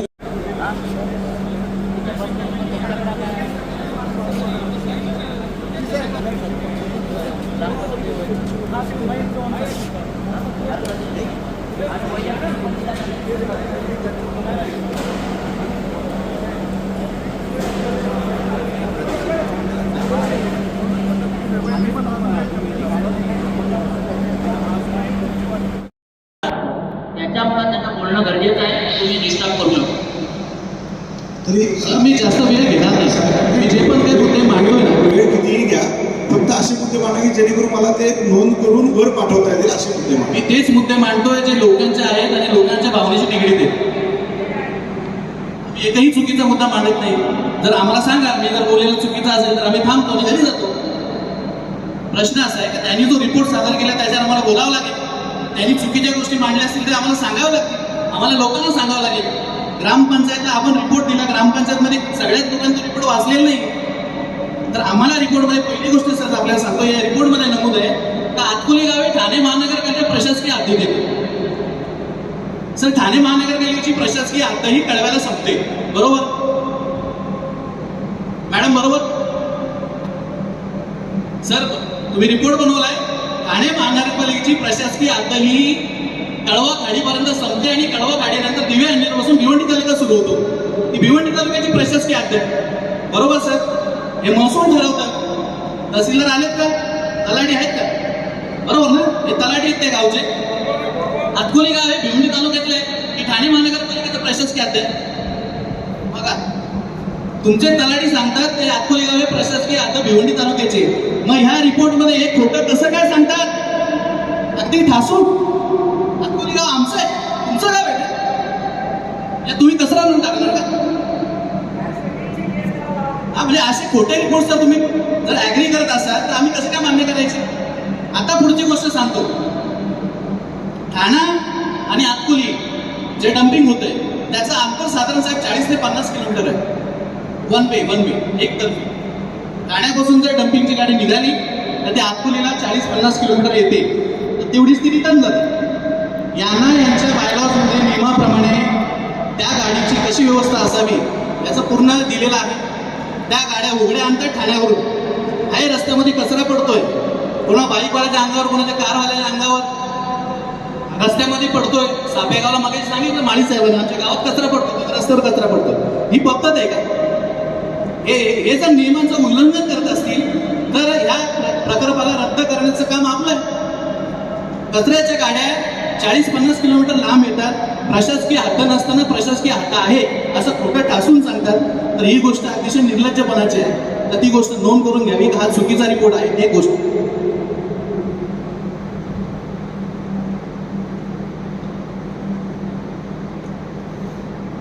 दुसऱ्या मुद्द्यावर येतो. प्रकल्पामध्ये स्पष्ट त्यांनी उल्लेख केलाय की या प्रकल्प स्थळापासून 1.31 किलोमीटर अंतरावर उल्हास नदी आहे. आता उल्हास नदी कुठे आली आणि भातसा नदी कुठे आली यांना जर नद्याच माहीत नाही, नद्यांच्या सीमा माहीत नाही, तालुक्यांच्या सीमा माहीत नाही, ते कसला प्रकल्प बनवतात, कसला प्रोजेक्ट रिपोर्ट बनवतात? यांनी याच्या प्रकल्पामध्ये उल्लेख केलेला आहे की ह्या प्रकल्पापासून 1.31 किलोमीटर अंतरावरती उल्हास नदी आहे आणि तिचा प्रवाह दक्षिणेकडून उत्तरेकडून दक्षिणेकडे वाहतो. वस्तुस्थिती अशी आहे की या प्रकल्पापासून 1 किलोमीटर अंतरावरती पिसे डॅम आहे. पिसे डॅमचं बुडी क्षेत्रामध्ये जुपाडा, चिराडपाडा, बादाने, आतकोली ही 4 गावं आहेत. बुडी क्षेत्रामध्ये माझ्याकडे सातबारा आहे. या डम्पिंग प्रकल्पापासून 100 मीटर अंतरावरती सातबारा आहे, जो पिसे डॅम करता बृहन्मुंबई महानगरपालिकेने संपादित केलेले त्यांचे अधिकारी इथं आलेले आहेत. त्यांच्या रिपोर्टिंगमध्ये कदाचित असेल. म्हणजे बुडी क्षेत्र म्हणजे ते डॅमचं पाणी जे ओव्हरफ्लो होतं पूर्ण पाणी इकडे पाठीमागं गावामध्ये येतात. ही 4ही गावं बुडतात पावसाळ्यामध्ये, ही 4ही गावं बुडतात.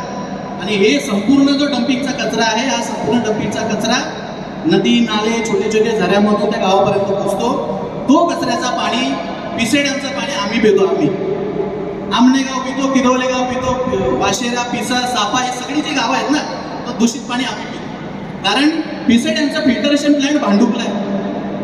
पाणी फिल्टर भांडुपला होतं, तोपर्यंत ते सगळं दूषित पाणी हे सगळे स्थानिक गावाले पितात. म्हणजे हा पाणी आम्ही प्यायचं आणि आम्ही मरायचं, आम्हाला रोग झाले तरी चालतं. जैविक कचरा त्याच्यामध्ये मिक्स असतो, तो कसा असतो त्याचं विघटन नाही, वितरण नाही, काहीच नाही, तो कचऱ्याचं पाणी आम्ही प्यायचं. म्हणजे पाण्याचा गंभीर प्रश्न सर आहे. त्यांच्या अहवालामध्ये खोटी माहिती दिलेली आहे की 10 किलोमीटर पर्यंत कुठल्याही प्रकारची नदी नाही. अहो, भातसा नदी आहे, आमण्याची नदी आहे, उल्हास नदी आहे, अजून बऱ्याचशा नद्या आहेत. या गोष्टींचा उल्लेख त्यांनी का केला नाही त्यांच्या रिपोर्टमध्ये? दुसरं त्यांचं म्हणणं रिपोर्टमध्ये की या प्रकल्प स्थळापासून 10 किलोमीटर परिसरामध्ये कुठल्याही प्रकारचं पाण्याचा स्रोत नाही, म्हणजे विहिरी नाही, तलाव नाही, बोरवेल नाही. आमच्या आमणेगावामध्ये 3 बोर, आमच्या आमणेगावामध्ये 3 तलाव आहेत. आमणेगाव आणि आतकुली 1.5 किलोमीटरचं अंतर आहे. मग हे रिपोर्ट बनतात कसे? या खोट्या रिपोर्टच्या आधारावर जर हे परमिशन घेत असतील तर ते साफ चुकीचं आहे आणि कायद्याला ते अतिशय मान्य नाही, आम्हालाही मान्य नाही. ही गोष्ट आपण नोंद करून घ्यावी. तिसरी महत्वाची गोष्ट, यांचं म्हणणं आहे की प्रकल्प स्थळापासून 200 मीटरपर्यंत वस्तीच नाही, म्हणजे लोक राहत नाही तिथे, असं त्यांचं म्हणणं आहे. साहेब, या प्रोजेक्टपासून 200 मीटर अंतरावरती पिसे ग्रामपंचायतची फुलोरेपाड्याची आदिवासी समाजाची 100 घरांची वस्ती आहे. विषय ग्रामपंचायतीत जर कोणी आले असतील त्यांच्या रिपोर्टमध्ये त्यांच्या असेलही. आदिवासी लोक राहतात, 100 घरांची वस्ती आहे 200 मीटर अंतरावरती ह्या प्रकल्पापासून, आणि हे लोक सांगतात रिपोर्टमध्ये की 210 किलोमीटरपर्यंत कुठलीही वस्ती नाही. निव्वळ खोटा अहवाल सादर करतात. तर ह्या पद्धतीनं जर रिपोर्ट होत असतील तर या रिपोर्टला आमचा विरोध आहे. पर्यावरणाची 100% हानी आहे. पर्यावरणाच्या संरक्षणासाठी महाराष्ट्र प्रदूषण नियंत्रण मंडळ आहे, त्यांनी पर्यावरण राखलं पाहिजे, आमचाही जीव वाचला पाहिजे, आम्ही तिथे राहतो. तर या सगळ्या गोष्टींचा आपण साहेब निश्चितपणे विचार करावा. आणि सर्वात शेवटी जाता तर एकच सांगतो, हा जो रिपोर्ट केलेला आहे हा रिपोर्ट आम्हाला क्रॉस व्हेरिफिकेशन करायचं आहे. या रिपोर्टसाठी आम्ही आमच्या पद्धतीने पर्यावरण तज्ज्ञांची डॉक्टर स्नेहल दोंदे मॅडम आहेत, त्यांची आम्ही नेमणूक करणार आहोत आणि त्यांच्या मार्गदर्शनाखाली या संपूर्ण प्रोजेक्ट रिपोर्टचं आम्ही व्हेरिफिकेशन करणार आहोत. तशी संधी आम्हाला एमपीसीबीने द्यावी आणि ती द्यावी लागेल. दुसरी महत्त्वाची गोष्ट, जो रिपोर्ट केंद्र सरकारला आपण पाठवणार आहात, या रिपोर्टमध्ये आमच्या सगळ्या हरकती ज्या आहेत लिखित स्वरूपात आहेत, त्या सगळ्या हरकती नोंदवाव्यात. आजच्या मीटिंगमध्ये जेवढे लोक हजर आहेत त्यांच्या सगळ्यांच्या प्रोसिडिंगमध्ये नोंद घ्यावी. आजच्या मीटिंगमध्ये जे विषय झाले त्यांच्या सगळ्यांच्या व्हिडिओग्राफीची शूटिंग आणि ओरली जे आपण घरामध्ये मेन्शन करणार त्या सगळ्या कागदोपत्री नोंदी आम्हाला रितसर मिळाव्यात. या सगळ्या आमच्या प्रामाणिक मागण्या आहेत आणि या सगळ्या मागण्या आपण पूर्ण कराव्यात.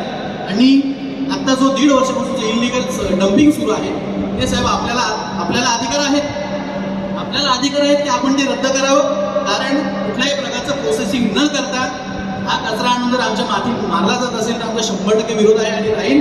त्याच्यामुळे महाराष्ट्र प्रदूषण नियंत्रण मंडळ आणि प्रशासन, महसूल प्रशासन यांना विनंती आहे की हा डम्पिंग साहेब आपण तात्काळ रद्द करावा. त्यांच्या गाड्या त्यांना जे काही करायचं आहे ना त्यांनी ठाणे महानगरपालिका हद्दीत करावं. टायगर, दिवा, येऊर इकडे भरपूर जागा आहे, तिथं त्यांनी मला वाटतं फार मोठमोठ्या टेक्नॉलॉजी राबवाव्यात आणि तो प्रकल्प करावा. आमचं काही म्हणणं नाही. तुमची प्रशासकीय हद्द नसताना तुम्ही आमचं गाव आमचं सांगाल तर आम्ही मान्य नाही करणार. हे गाव आमचं आहे, आम्ही तिथले रहिवासी आहोत, आम्ही त्याला विरोध करणार. धन्यवाद. चांगला आहे का तुम्ही काउंटर व्हेरिफिकेशन केलेला रिपोर्ट चांगला आहे, या गोष्टी आम्हाला कळल्या पाहिजे. उद्या यांच्या रिपोर्टवर विसंबून राहून जर तुम्ही सेंट्रल गव्हर्नमेंटकडे जर एनओसी मागत असाल तर ते साफ चुकीचं आहे. त्याच्यामुळे या प्रकल्पाला पहिल्यांदा आमचा स्पष्ट विरोध आहे. ही गोष्ट बऱ्याचशा लोकांनी सांगितली, मीही सांगतो. हा प्रकल्प येथे येऊ नये, हा प्रकल्प रद्द व्हावा यासाठी सर पाटील साहेब आपल्याला सांगतो, आम्ही गेली 1.5 वर्ष संघर्ष करतोय. जी जागा अकोलीची जागा ठाणे महानगरपालिकेला ग्रँट करण्यात आली 22 एप्रिल 2024 ही जागा ग्रँट केली. ग्रँट करताना कलेक्टर साहेबांनी यांना 18 अटी शर्ती दिल्या. एकूण 18 अटी शर्ती दिल्या आणि त्या अटी शर्तीची पूर्तता झाली तरच ती जागा तुम्ही वापरा असं स्पष्ट आहे. माझ्याकडे ऑर्डर आहे. आतापर्यंत ठाणे महानगरपालिकेने त्यातल्या बऱ्याचशा अटी शर्तींचा भंग केलेला आहे, बऱ्याचशा अटी शर्तीची पूर्तता केलेली नाही. आणि हे सगळं सुरू असताना तिथे जबरदस्ती 1.5 वर्षापासून डम्पिंग सुरू आहे. म्हणजे पोल्युशन कंट्रोल बोर्डची परवानगी घ्यायची नाही, स्थानिक ग्रामपंचायतीला विचारायचं नाही, त्यांची एनओसी घ्यायची नाही आणि जबरदस्तीने आणून तिथे कचरा डंप करायचा. म्हणजे ही जबरदस्त हुकुमशाही आहे. हे आमच्यावर लादण्यात आलेली अप्रत्यक्ष हुकुमशाही. तर ह्या सगळ्या ज्या गोष्टी आहेत, ठाणे महानगरपालिकेच्या अधिकाऱ्यांनी, टीएमसीचा कोणी अधिकारी मला इथे दिसत नाही, त्यांनी किंवा त्यांच्या आयुक्तांनी किंवा त्याचे अधिकारी असतील त्यांनी कलेक्टर साहेबांच्या आदेशाचा कंप्लायन्स केला का? त्या अटी शर्ती पूर्ण केल्या का? जर त्या अटी शर्तीचं पूर्ण केलं नाही तर तुम्हाला कचरा टाकण्याचा अधिकार काय आहे आणि ती जागा आमची आहे असं हक्काने सांगण्याचा अधिकार काय? माझं असं म्हणणं आहे की त्या आदेशाचं पहिल्यांदा कंप्लायन्स व्हावं. कंप्लायन्स नसताना जबरदस्तीने 1.5 वर्षापासून त्या ठिकाणी ओपन गाड्यातून ज्या वेळेस एमपीसीबीने त्यांना कल्याण एमपीसीबीने परवानगी दिली त्यावेळेस त्यांना असं स्पष्ट 48 ते 50 अटी शर्ती आहेत. त्या अटी शर्तींची पूर्तता करून मग तो प्रोजेक्ट सुरू करायचा होता. आता हे साहेब जे सांगतात ना आमचा शास्त्रोक्त पद्धतीचा मोठा प्रोजेक्ट आहे, तर ते प्रोजेक्ट करण्यापूर्वी जागेच्या ज्या काही रिक्वायरमेंट आहेत त्या पहिल्यांदा कंप्लीट तुमच्या ठाणे महानगरपालिकेने केल्या का याची शहानिशा तुम्ही करायला पाहिजे होती. म्हणजे तुम्ही शहानिशा करणार नाही, अधिकारी विचारणार नाही आणि कचरा आणून तुम्ही आमच्या माथी टाकणार, त्याचा वास आम्ही घेणार. ही परिस्थिती 1.5 वर्ष सुरू आहे. तर या परिस्थितीमध्ये झाल्या नाहीत, त्या कंप्लेंटची पूर्तता अजूनपर्यंत झालेली नाही आणि बेकायदेशीरपणे हे प्रकल्प, बेकायदेशीरपणे हे डम्पिंग आता तिथे सुरू आहे. दिवसाला 100 ते 150 गाड्या येतात. यांचा रिपोर्ट मी बघितलं सर. रिपोर्टमध्ये पर्यावरणाच्या बऱ्याचशा मोठ्या मोठ्या गोष्टी त्यांनी मांडलेल्या आहेत. पर्यावरणाचं कसं संतुलन राहील, पर्यावरण किती चांगलं राहील, या सगळ्या गोष्टी त्यांनी मांडलेल्या आहेत. मुळात सर्वात पहिलं प्रदूषण आहे पाणी प्रदूषण. आजची मीटिंग ज्या विषयावर आहे त्या विषयाचा पहिलाच विषय पाणी प्रदूषण. साहेब, जी जागा ठाणे महानगरपालिकेला अलॉट केलेली आहे ती खदानीची जागा आहे. आजही तिथे पाणी आहे आणि त्या पाण्यात आणून हे उघडा त्यांचा जैविक कचरा पण उघडा आणून टाकतात. ठाणा महानगरपालिका त्यांच्या कचऱ्याचं विघटन करत नाही, त्याचं इलेक्शन